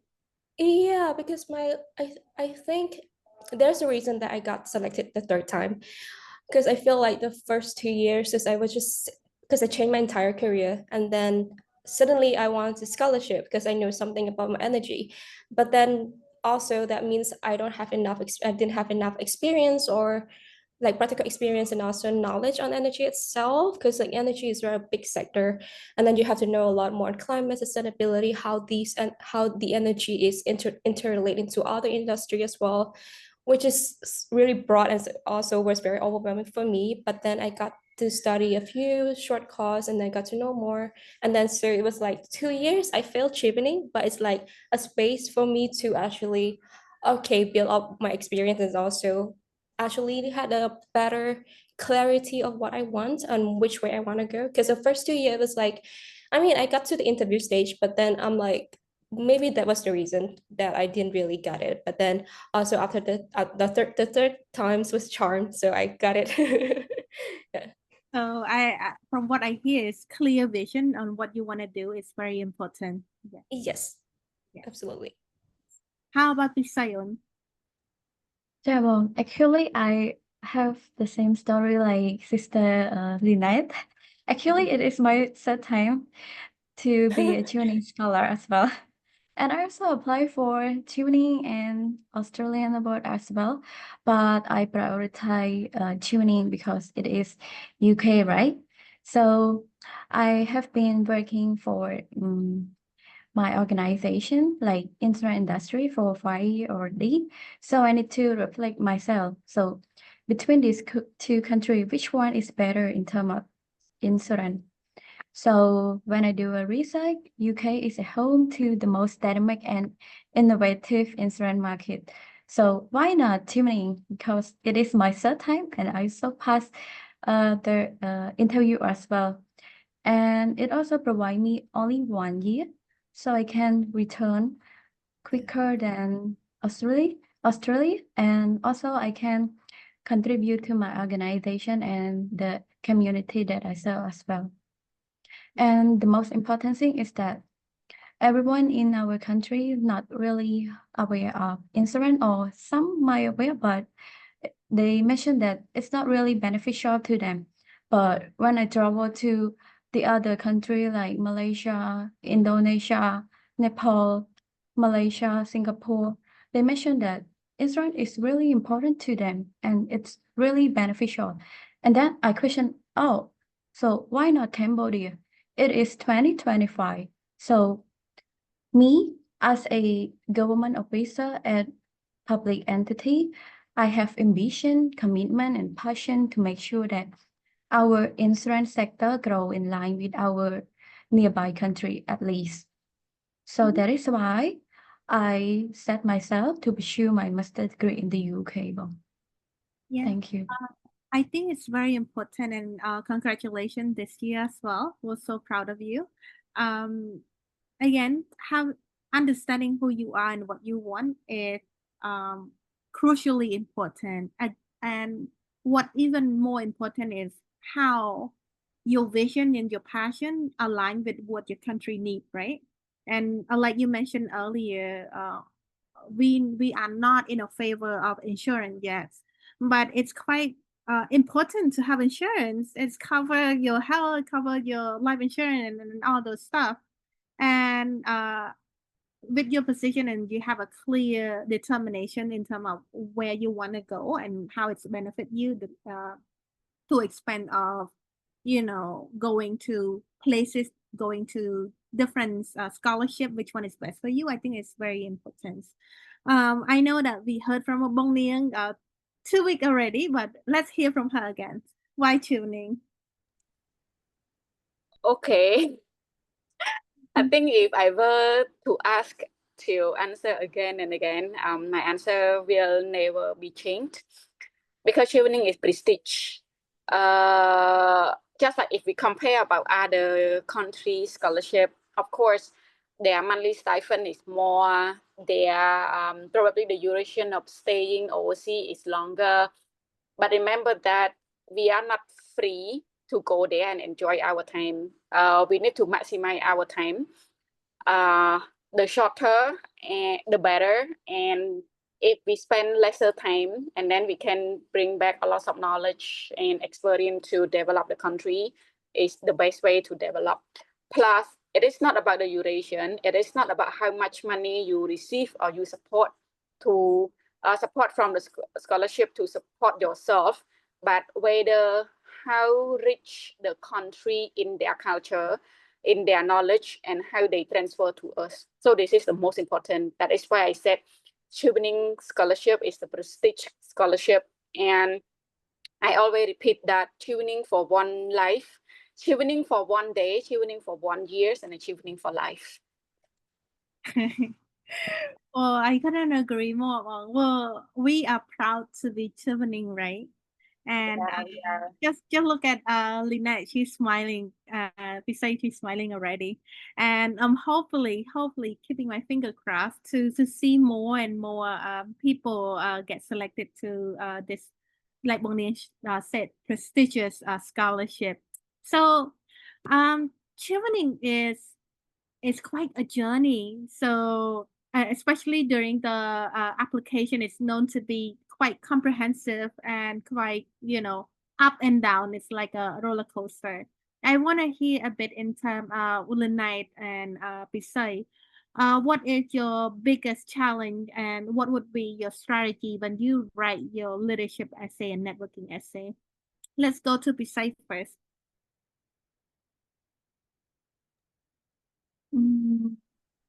For me, for preparing these two essay, I face some challenges, but I can deal with them because I have you at the time.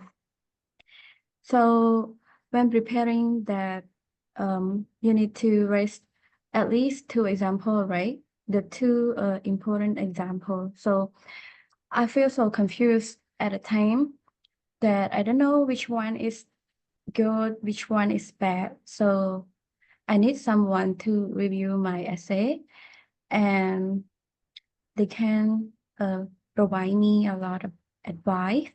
So for me, I picked 2 most important examples to put for my leadership essays.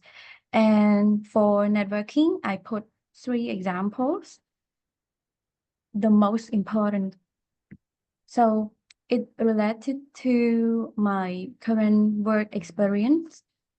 Like for leadership, I raised when I went to conduct on-site inspection on insurance company, and I used STAR approach like situation, task, action, and result. Is the key for you guys when you write down those examples. And another example of my leadership is to organize outreach program at provincial guest.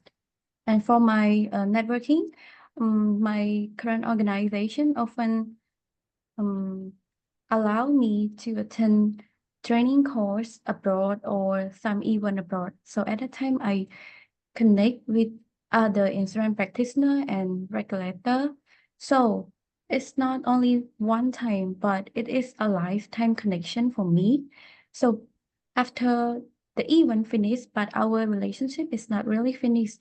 We create WhatsApp, we follow our each other Instagram or social media that we can share our life, our challenges, the development of insurance sector, or when my boss assigned me to draft a guideline on micro insurance contract, so I can reach out to them so they can provide me their document, so I can compare those documents and prepare a document of a comparison to my management. So it is really beneficial, and it is how I convey my message to the tuning committee that how I use my network in order to provide a beneficial or impact to my entity or my organization.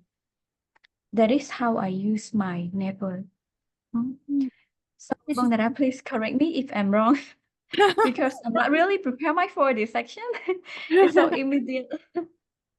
So no worry, and I apologize for the last minute as well. So there is no right and wrong answer in terms of how you you strategically structure your essay, right?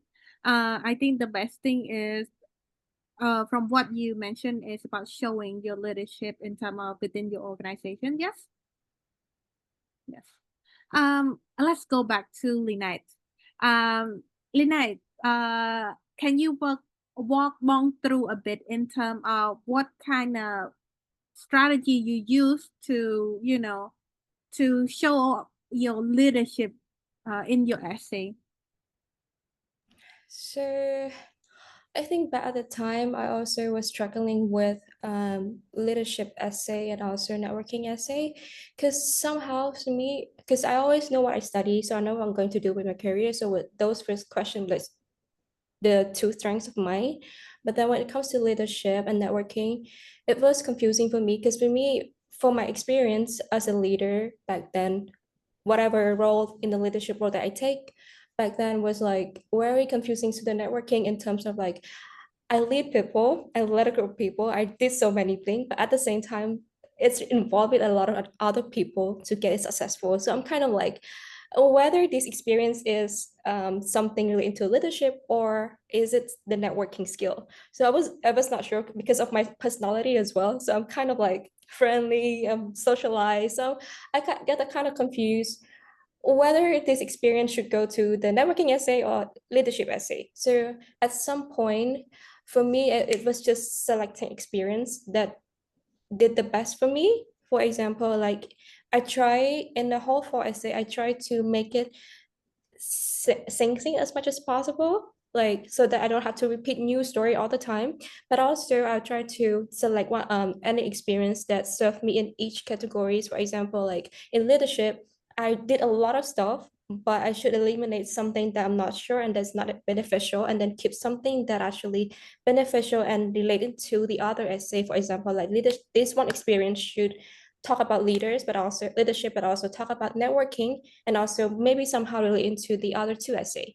So that was just me picking the best experience that can fit in the essay for me. And the same to networking. For me, networking was just something related to how I get people to involve with my project, or how I get the funding, how I actually get the people involved actively in what I did back then, so that I can make better impact, and how we can get the projects going and stuff. So it was just like networking. But then when a leadership is more like broad stuff, so it's more of a leadership skill that we honor. Yeah. I think it is very interesting because throughout this is our 3rd week already in terms of covering who you are as a person. Last week we covered the blueprint in terms of how to prepare for the Chevening essay, not just Chevening, but any other essay that throw at you, you know what to do. But I think the most important thing, like you mentioned earlier, leadership is the hardest essay to write. When you figure out what to write in your leadership, it's kind of falling down in terms of your network and how it match. And then also it's more like a chain that connect one essay to the next, right? Again, so we cover only leadership and networking for now, but it's very, very important. You mentioned earlier to discover who you are through your long-term career goal. So leadership and long-term career goal is more like a twin that come together. And then at the same time, need to be strategic about it. When you mentioned about pick and choose which experience that best match, I think that those experience need to be cohesive, need to be, aligned with each other to show who you are as a person and why you walk toward that career goal. Yes, yes. Bong Niang, you have anything to add, Bong, in terms of writing leadership as well as the networking? It's because I could not recall how I wrote it was like 7 years ago.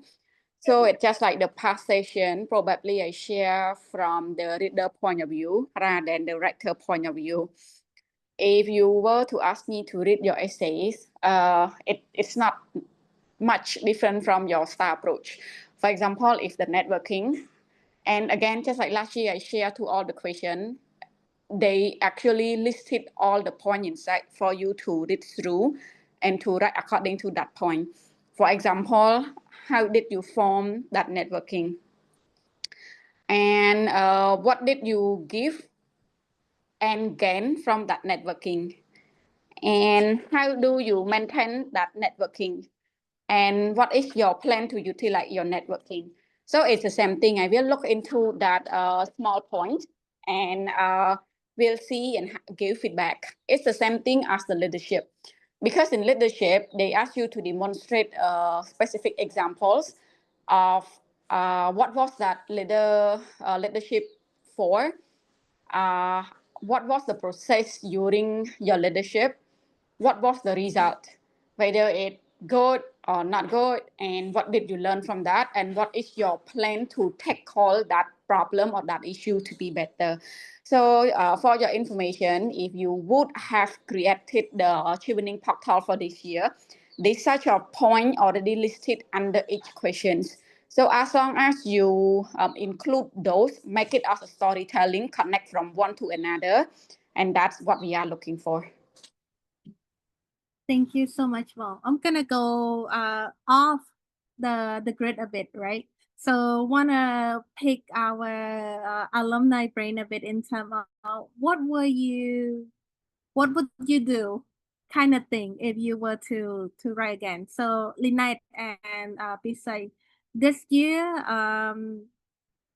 essay is a lot harder. So they allow you 300 words to write your essay, not 500 anymore, right? So let me pick on this a bit. So give me 1 second. I'm gonna show you the screen, and I wanna check to see what would be your advice in terms of how would you answer this if you were to apply the Chevening again. Give me 1 second. Okay.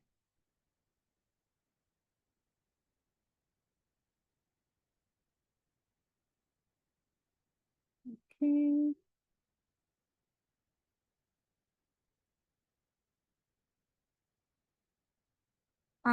Linite and 𝗵𝘀𝘀𝗶𝗱𝗲, are you able to see my screen? Yes. Yeah. So this year is a bit different. Our year we only give like a one questions, right? Describe your leadership, demonstrate your leadership. But this year they have 4 bullet points. So the first bullet point would be, what was the context or challenge you faced?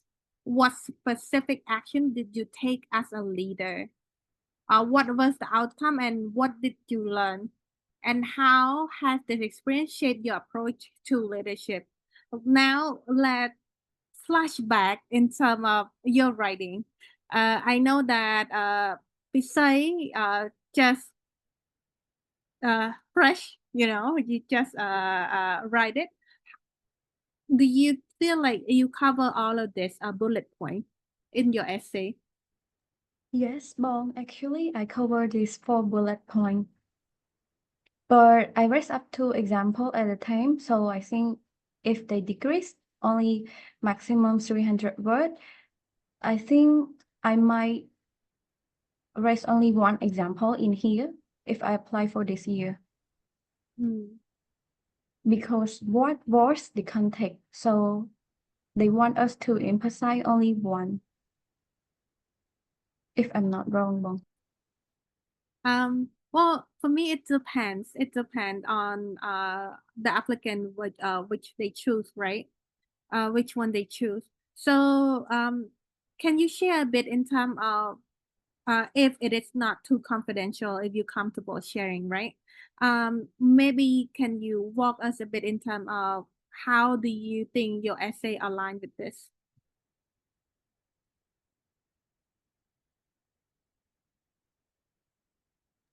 Bong, I just sharing, or do I need to share my essay? No, not sharing your essay, but sharing just verbally. Okay, so at the time I just wrote down in STAR approach. So I need to inform the reader about the situation first. So it will emphasize to the context that I have faced when I lead a team to conduct on-site inspection on insurance company.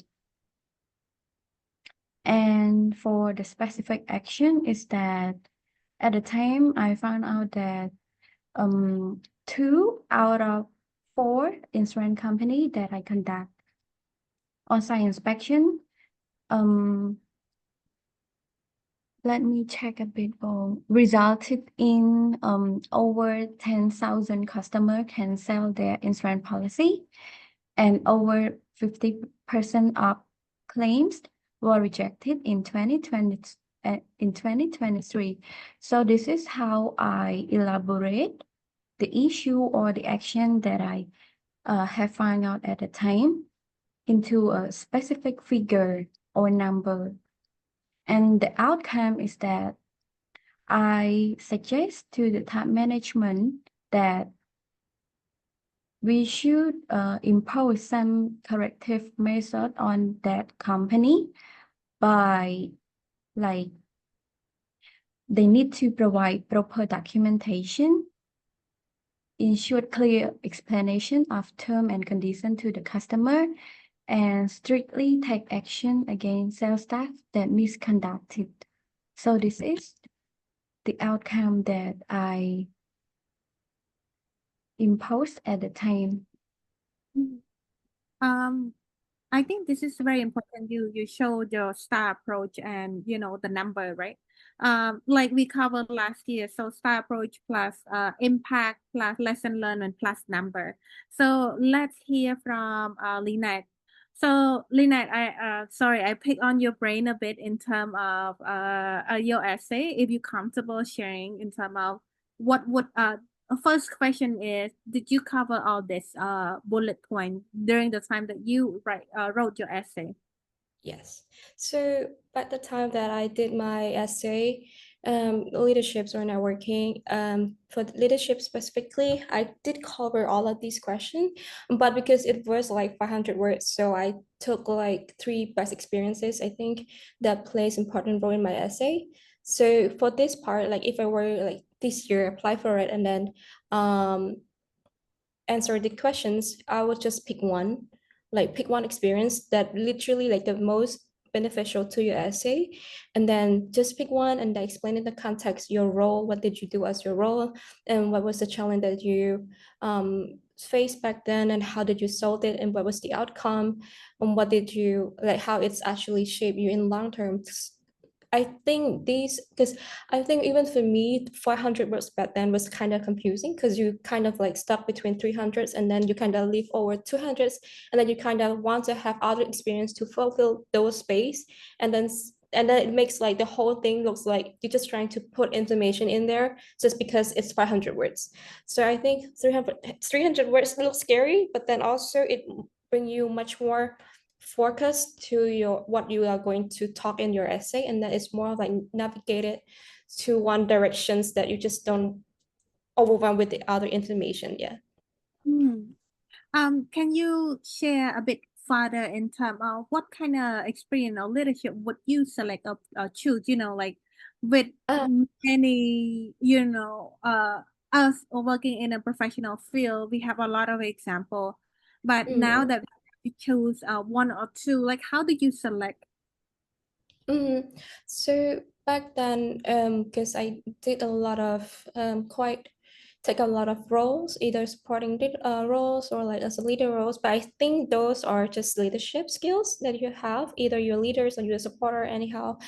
But back then I did like I co-led a mental health project for in the Philippines. So most of my team, they are in the Philippines, in Cebu specifically, and then minority of the team was from Cambodia and Phnom Penh. So it was like a team of 10 people, 6 or 7 of them are in Cebu, and then 3 of us or 4 of us like are in Cambodia. And also it was I mean, I was a leader for sure, but then it was hard for me because it's a 7 month long project and I had to be online. It has to be online for like 7 months and then to be able to kick off the project in Cebu for like 2 weeks. So that takes a lot of leadership, how you working with other people, how you communicate these things, how do you work with different time zone. I mean, it's also in Southeast Asia, but it's just like we have different thing in our life and then project was just like one of the things. And so how we trying to navigate our life through all of these and also how we work with people, how we balance our time, how we talk to people, how we manage our stress so that we can work with people better. And also that was one of the challenge probably was just like a team dynamics, how we actually manage the team as a whole with one person in Cambodia, with one person in the Philippines. And then somehow I also there was like one other thing that you need to know how to carry yourself in a specific role as a leader, as a supporter.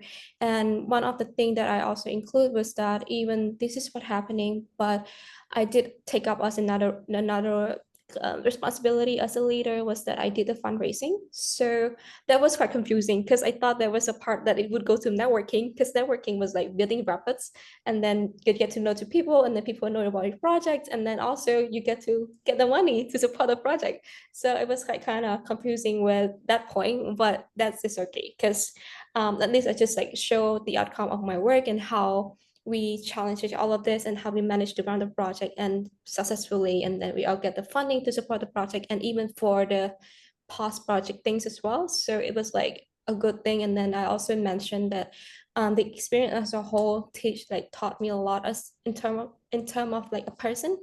I mean a leader for sure, but as a person, how you do things with like a sustainable mind.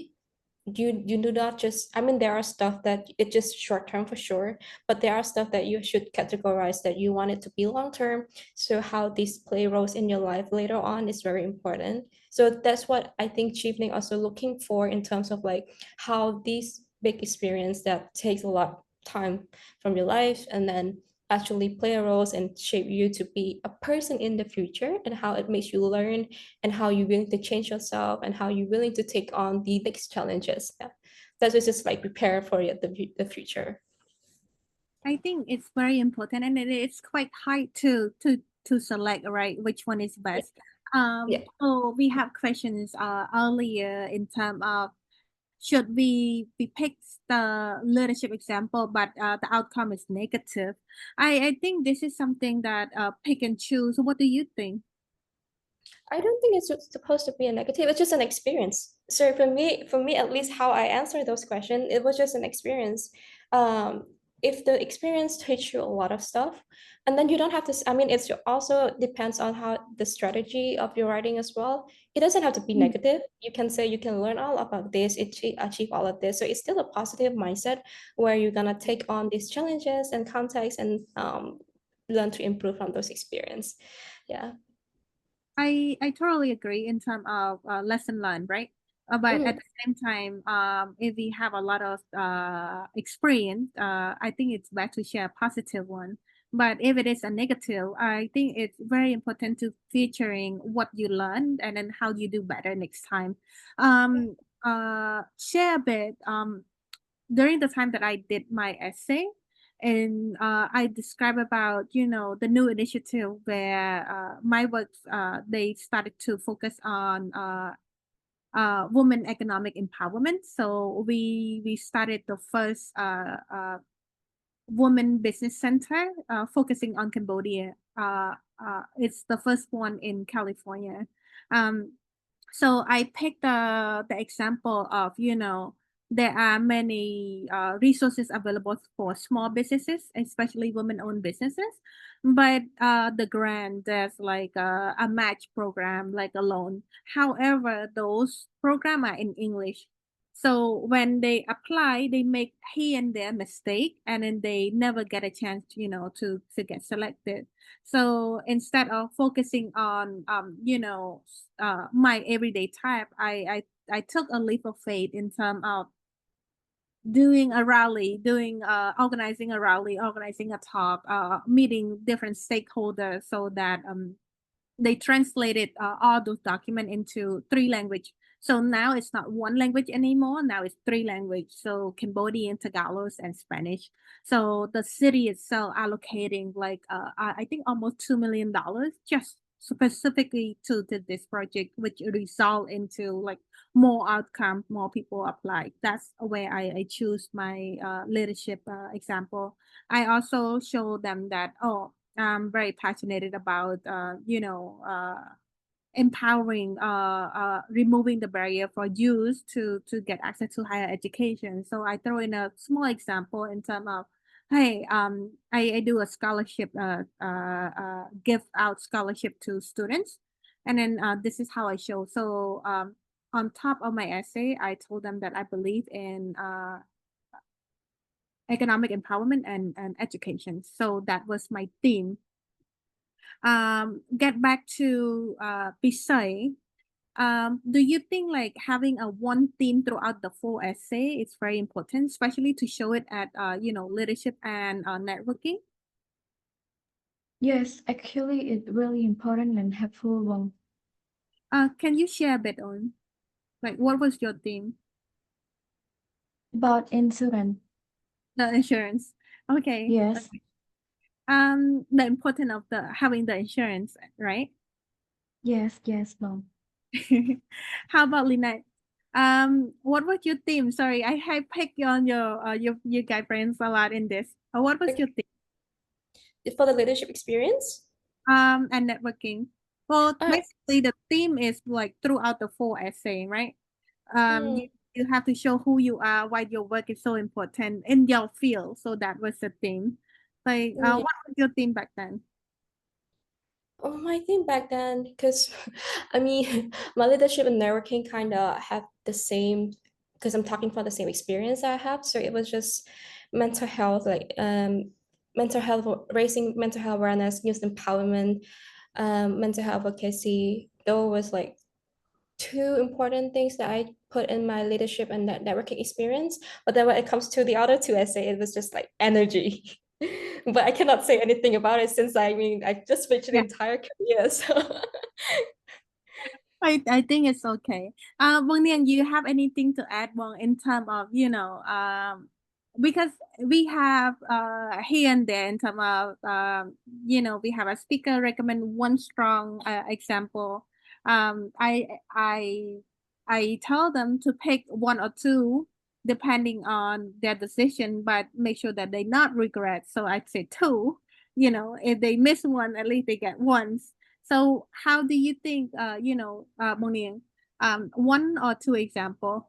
Actually, this time round, specifically for this year, it's quite challenging to put 2 because the word count is only 300 words, which they were in the previous year, 500 words. So if you would like to provide 2 examples, make sure you cover all the important and necessary points. Because to me, 1 or 2, I'm okay, but please provide what I'm looking for. If I read, I do not see what I'm looking for, it's just a useless essay. So it's your decision whether you go with 1 or you go with 2, but make sure all what we listed below the question it's covered. Yeah, it's covered. We are looking into that things. So it's your own decision whether you want 1 or you want 2. However, there is no right and there is no wrong. We are not asking you to, okay, we guide you, but we're not telling you what to do. Because if you want to be a Chevening, some words that we already included inside, for example, like a future leader, effective decision maker, and effective future leader. So if only this question, you are not able to decide whether you put 1 or you put 2, and then you are not, or you probably not the right one for the candidate for Chevening this year.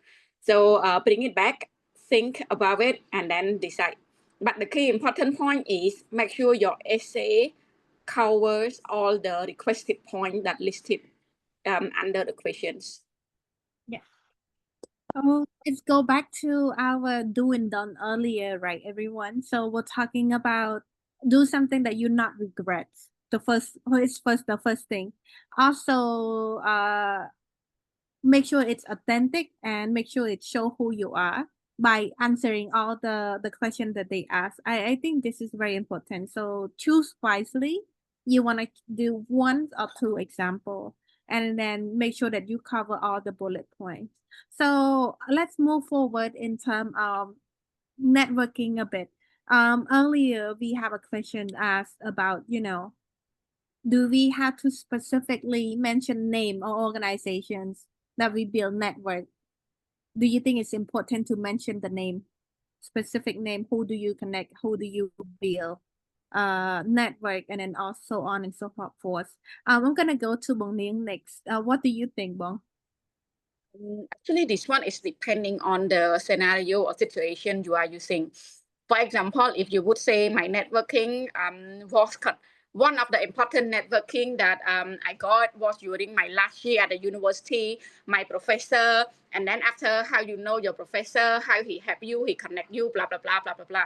So when you introduce your professor, I don't think I require to know his name, because at least you say that that's a specific person's. Your professor, your teacher, or you can just highlight his name a bit, also okay. But if not, I understand where you're coming from. However, if you would talk about one of your, for example, like internship, so you need to know that, you need to let me know that your networking happened during your internship at where. Because you might say that your internship during your studying, or it's another internship or at your work. So if you would say at your work, you need to let me know. Because if you say at your school, at least I know, because in your education background, I know where did you study. And your teacher, so we know who he is. We know that he's your teacher. But if you would like to introduce someone at your workplace or at your internship, probably you let me know that whether he's your supervisor, or he's your line manager, or he's your manager, or he's your advisor. I think it's depending on the situation, how you gave examples for that. I think it's interesting because for me, I highly recommend them the applicant this year to write a contact that they've been working closely with, how they build and then make an impact, and how it's connected to the next network by mentioning specific names, specific organizations, and then also at the same time how this network expand into open another door to another opportunity, right? So let's hear from Lynette a bit.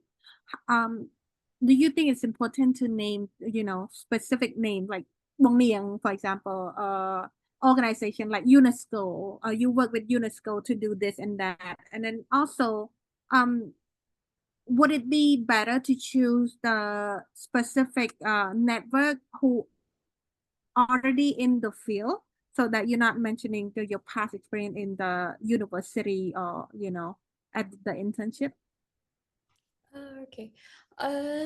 Back in my time, I actually did mention names, but more of like organizations, because I was building reports for like with the people, and then how I got the venue for free, how I got all of these for the projects, how I get to make these things happen, and how people how different organizations willing to help for youth empowerment in Cambodia. So I mentioned their name, and I believe that there is no right answer to whether you should name them or not. I mean, if it's confidential for them, then probably respect that. But then I don't think there is any harm. Like, if it's easier to write your essay, just name them, and then it would be a lot easier for you to just write their name and then telling the story, because it's a lot easier to just say like oh, my internship back then in this and this year. It's just so not specific. It's either to be specific, and then if it's confidential for them and you're not allowed to mention anything, and then that will be like something that can be a challenge. But other than that, I don't think that should be a problem. Maybe I'm too simple, I guess. But that would be like my answer. I think it's okay. How about 𝗶𝘀𝘀𝗶𝗀? For me, my experience is to mention the name of organization or the name that of the course that I attend is very important. That will add more credit for you. Like for me, I attend ISJ advanced course in Japan, so you need to state the name of the course that I need to attend, and I connect with insurance practitioner and regulator from East Asia. So I just state like this. I don't mention like name Russia, Melana, Nika, no need. For me, I don't think it is necessary for me to list down their name, but just list down their position and organization is enough. It is interesting again. So all the sharing session experience to all the participants today. At the end of the day, you choose which best for you. Trust your instinct. Trust yourself more because again, you know yourself better, and not to regret. Oh, I shouldn't do this. I shouldn't do that. So at the end of the day, you take the consequences because you're the one that clicks submit. So one of the hardest questions that was asked the bullet 3 right here, which is how have you sustained or developed this relationship over time? What was your strategy to show this? I'm gonna go to Lynette first. I need to recall my essay. Sorry. Oh yeah, because I think it was like more of a short term for me for the networking essay. So I just pick how like after I led the mental health project, and then because I was also building rapport with this co-working space during the other leadership of mine and the other project, so we kind of know each other. So when I keep the relationship going, and then after my project in the Philippines ended, we kind of bring that to Cambodia so we can raising awareness on mental health in Cambodia. So I contacted with the co-working space called Sahaka, and then she agreed that she wanted to help us with to raising awareness, and then she's aligning with our goal as well. So that was how like maintaining relationship during the things actually helped our project's mission going. So it's very important as long as you have your mission and vision aligning with your partners. That would be like something that we really value. Yeah. And I think it's But then it was just like a short thing, and then I moved to energy, like I said. So it's like now I don't have the contact anymore. I think it's very important to show, like from one thing to connect to a bigger thing. I feel like this is what Chevening is looking for. Like, do you know how to talk? Do you know how to communicate? Do you know how to give and take when, professionally, right? And do you know like when to give, when to take? How do you balance it? Also, moving forward, Chevening have a big network internationally, and how to keep your network and then on so on and so forth. Let me go back to say, how what is your strategy to show them, you sustain and develop more connection throughout one specific network? How do you work together? Okay. Like I mentioned earlier about the networking essay that I attend the ISJ advanced course in Japan. So that is how I began my networking with the insurance practitioner and regulator from East Asia. So during the event, we usually had a dinner, sightseeing trip together to exchange more idea and deepen our relationship. So this is how I begin my relationship building with them. But after the event, we back to our own country. So we still connect through social media, sharing our information and the challenges or the problem in Indonesia. They face some natural catastrophe. So we just chat to them. How is it? How is they doing? Is it okay for them? Like this. And then when my boss assigned me to draft micro-insurance contract. So I need to gather the input from the other country in order to set up the guideline. So I reach out to them. So I'm so thankful to my network. At the time, they so kind-hearted and be able to share me those kind of information that I cannot really find on the internet. So this is how I use or I utilize my networking to give me a very beneficial impact to my organization. Yes, Bong. And currently we still engage with each other and connect. Like if I want to, if I will attend the event in Malaysia, I will contact someone in the group that I will attend, so we can catch up with the team over there and just having a lunch or dinner to discuss. And this is how I maintain and sustain our relationship. Thank you so much for that. I think this is very important because it doesn't matter where we are, it's the technology connecting us. And yeah, let's hear from Bong Niang a bit. She's the queen of networking, so let's hear from her. Oh my God, I dare not to receive this. Too hard. I think this again it's different from one to another. So if talking about the networking of what 𝗪𝗧 and 𝗵𝘀𝘀𝗀𝗃 went through, it might be a networking from what I went through. If giving an example of my networking that time, even right now, I would talk about it again. I feel like it was so big because the networking that I used to support my essay that time, I was talking about bringing the Cambridge International Cambridge Assessment English to Cambodia, and how I introduced to majority to the international schools in Cambodia.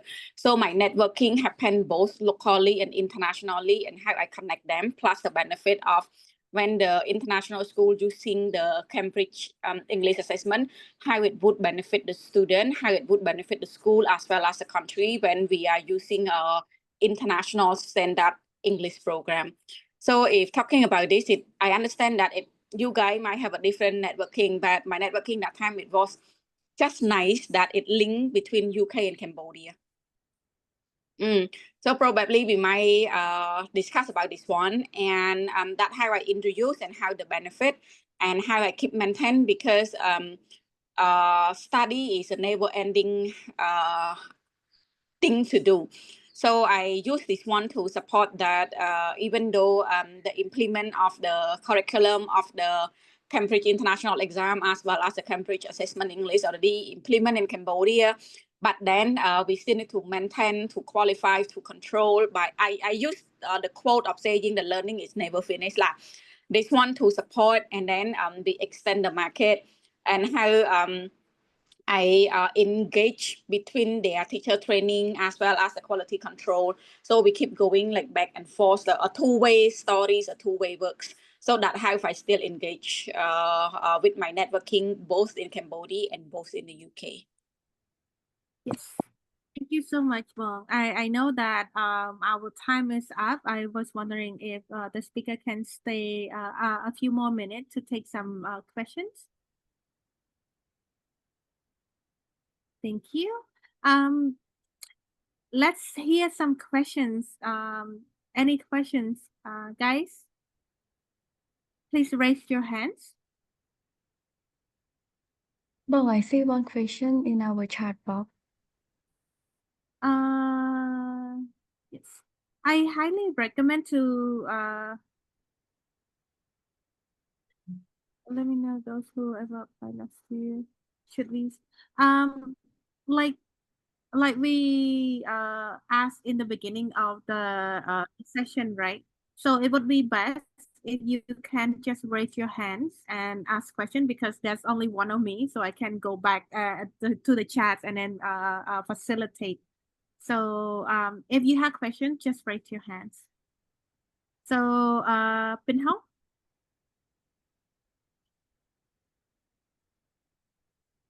you are on mute. Yes. Hi. It's not a question on technical stuff because throughout the session I understood quite well on the writing techniques. But I have a question on the kind of motivation from Swing Night, right? Because she mentioned earlier that she had applied 3 times in a row to finally gain a scholarship, and I mean, personally, this year has been the third year that I've applied as well, and it's been the first time that, and also the in addition, it's also the writing technique. From the first year, second year, and third year was the third year, which was the successful year. Was it different completely from the first and second year? Sorry, so I didn't catch the question well because of the internet, but then did you ask about like what was the difference in my writing, right? Yeah, okay.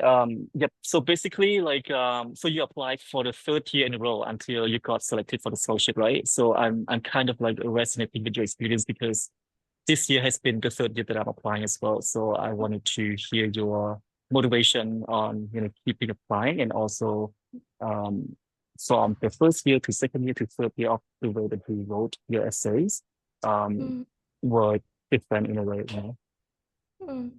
So thank you for your question. I think the first 2 attempts and comparing to the last attempts that I had was just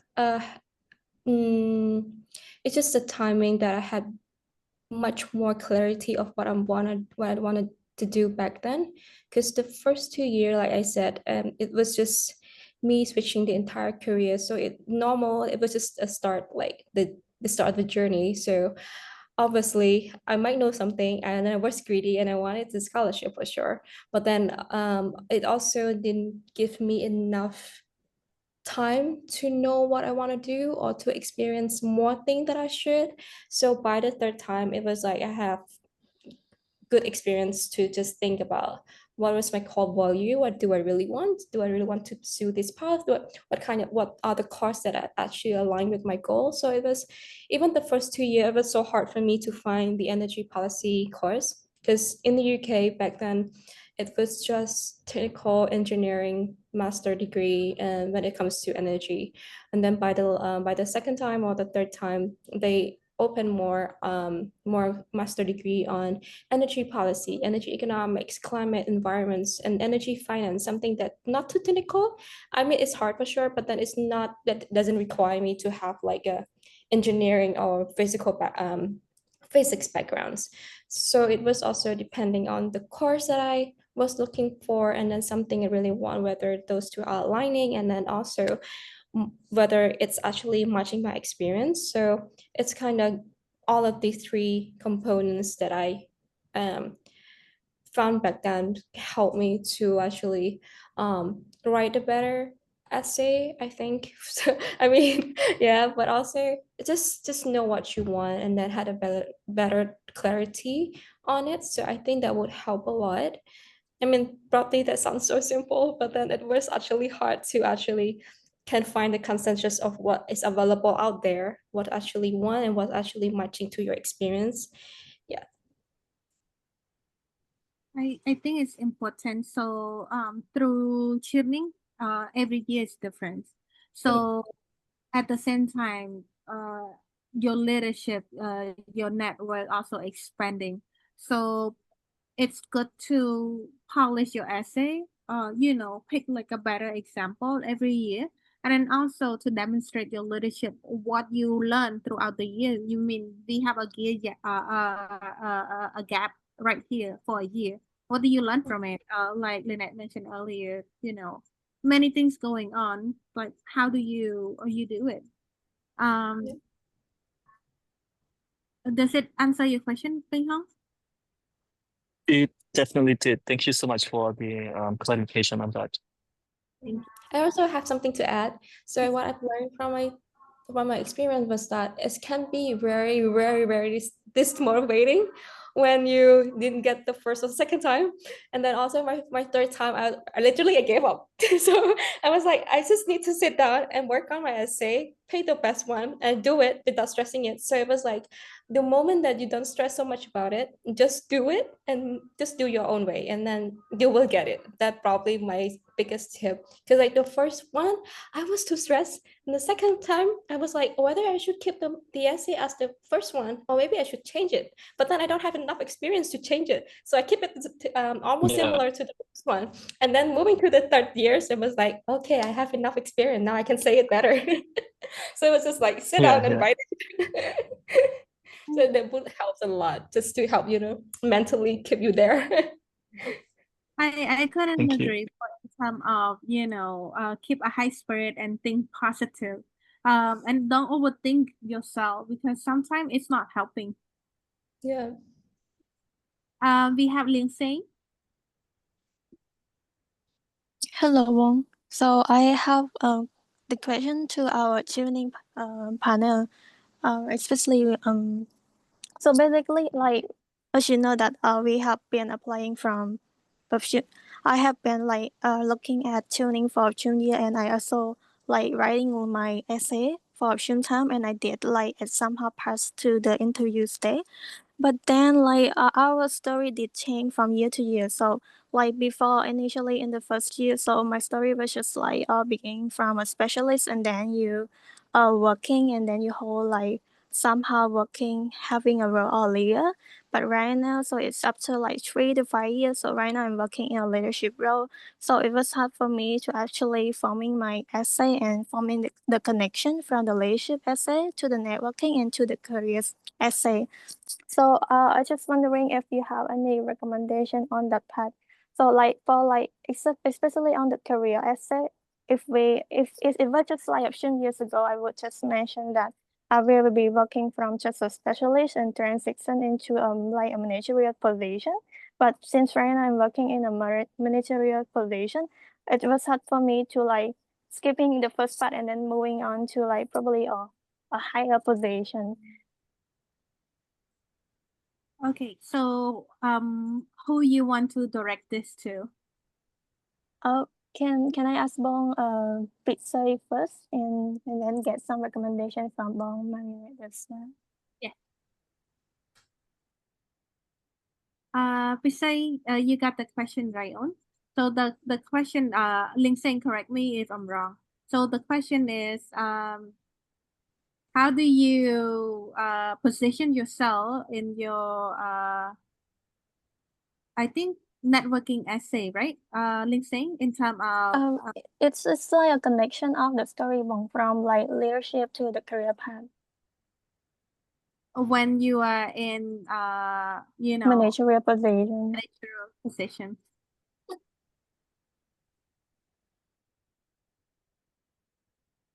Okay. So I got your question right. You want to storyline your essay from networking, leadership to career plan.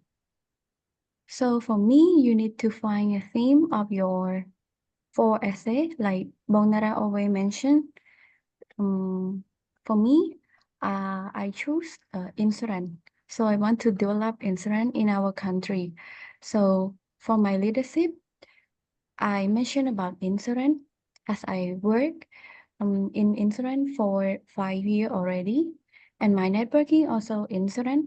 My career plan also come back and work in my current organization as a insurance regulator, the same, but just higher position. So study in the UK also align with the insurance as well. So this is what I mentioned in my 4 essays. So I think first of all, you need to find your own sim, and then you need to make it connect from leadership, networking, and then career plan. I hope you get my suggestion. Lindsay? Yes, Bong, but from my understanding, for example, it's like if Bong besides right now is working as a digital head, and then so your career path is probably to be a head of a department, Yes, on let's hear something from like this. yeah. Let's hear from Linai a bit. There's a lot of ways to either you want to have to sing your first essay, the second essay to the third essay.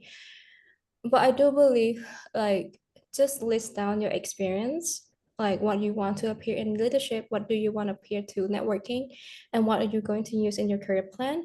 And that would help you to pick which one is actually linked, you can link together, so that you won't have to sit down and feel like it's overwhelming which one to do, whether you should start with the before your position as managerial role and then now your transitions to another role.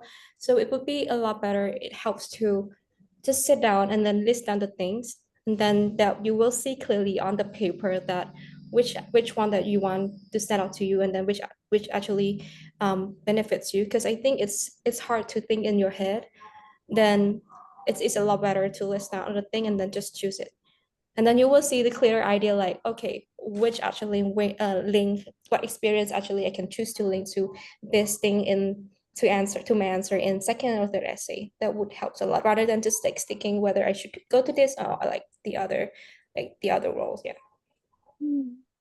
So that's why Lin saying I would like to sum up, like having a clear plan of your career goal is very important for the selection committee to select you, because like I said,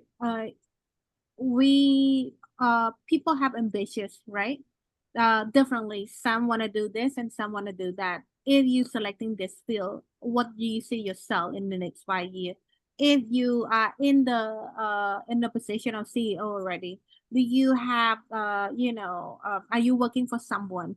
Do you have any ambitions of moving up, or moving to a better organization that better suit you with your career goal? I think it's very important to think ahead and then match it, connecting with your leadership or your passion, your story,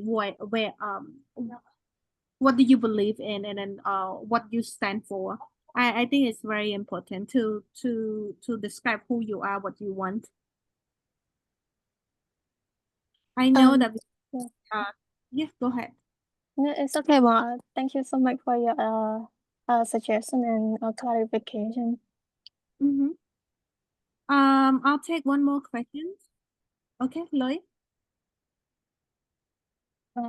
Hello everyone. I just like want to clarify my understanding after I joined the third session already today. I'm confused. I know that we need to select one theme. For example, I'm come from the media and film theme, so I will choose this theme. And then I confused that should I select only one example that fit for the for essay. For example, like leadership networking, I bring only one example and then I like mainstream it into the 4 essay. So which one is better? After I listen the panel, they say that sometimes like leadership they pick up 2, or network 1, or like something like that. So should I pick up 1 or how many examples? But I understand it under one theme. I already understand. Okay, so I'll take these questions before we move on. So the theme, I highly recommend to use one theme to describe who you are, what you want, what you believe in life, right? Your passions, all those.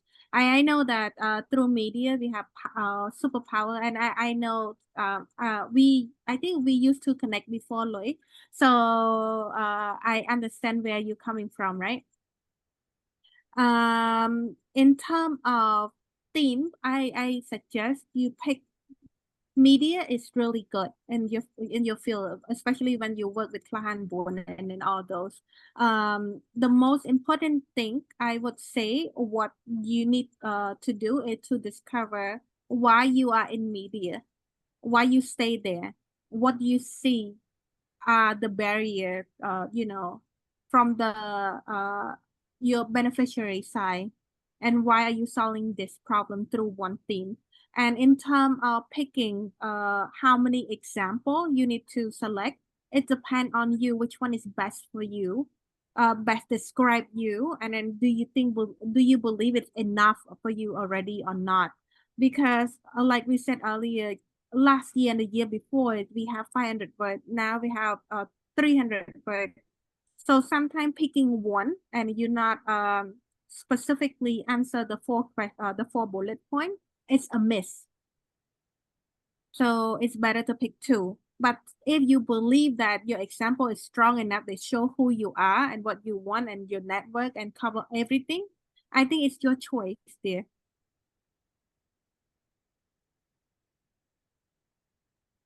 Okay, thank you.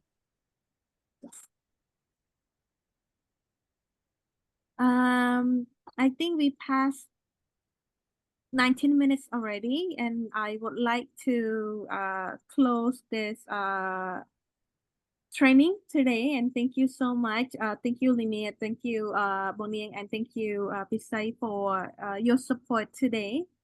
And everyone, so there's gonna be homework. So make sure that you submit it Saturday before the next session, so that I can schedule the one-on-one feedback. And then I think it's important that you submit it, and then also you submit the feedback so that I can understand how to better prepare for the next session as well. And there are, I think, over 200 of you. And then I want to make sure that you prioritize in terms of, I know there's a lot of resources out there. There's a lot of sessions at the same time, at the same day. But I want to make sure that you know, understand, and pick and select. And then also, if you have questions, just ask. Sounds good? Thank you so much, everyone. Don't forget to do your homework. Thank you, Bong. See you next week. See you next week. Thank you, everyone. Thank you, Good luck Bong. with application. Bye-bye. Bye. Thank you, Bong. Have a nice weekend. Thank you. Bye-bye.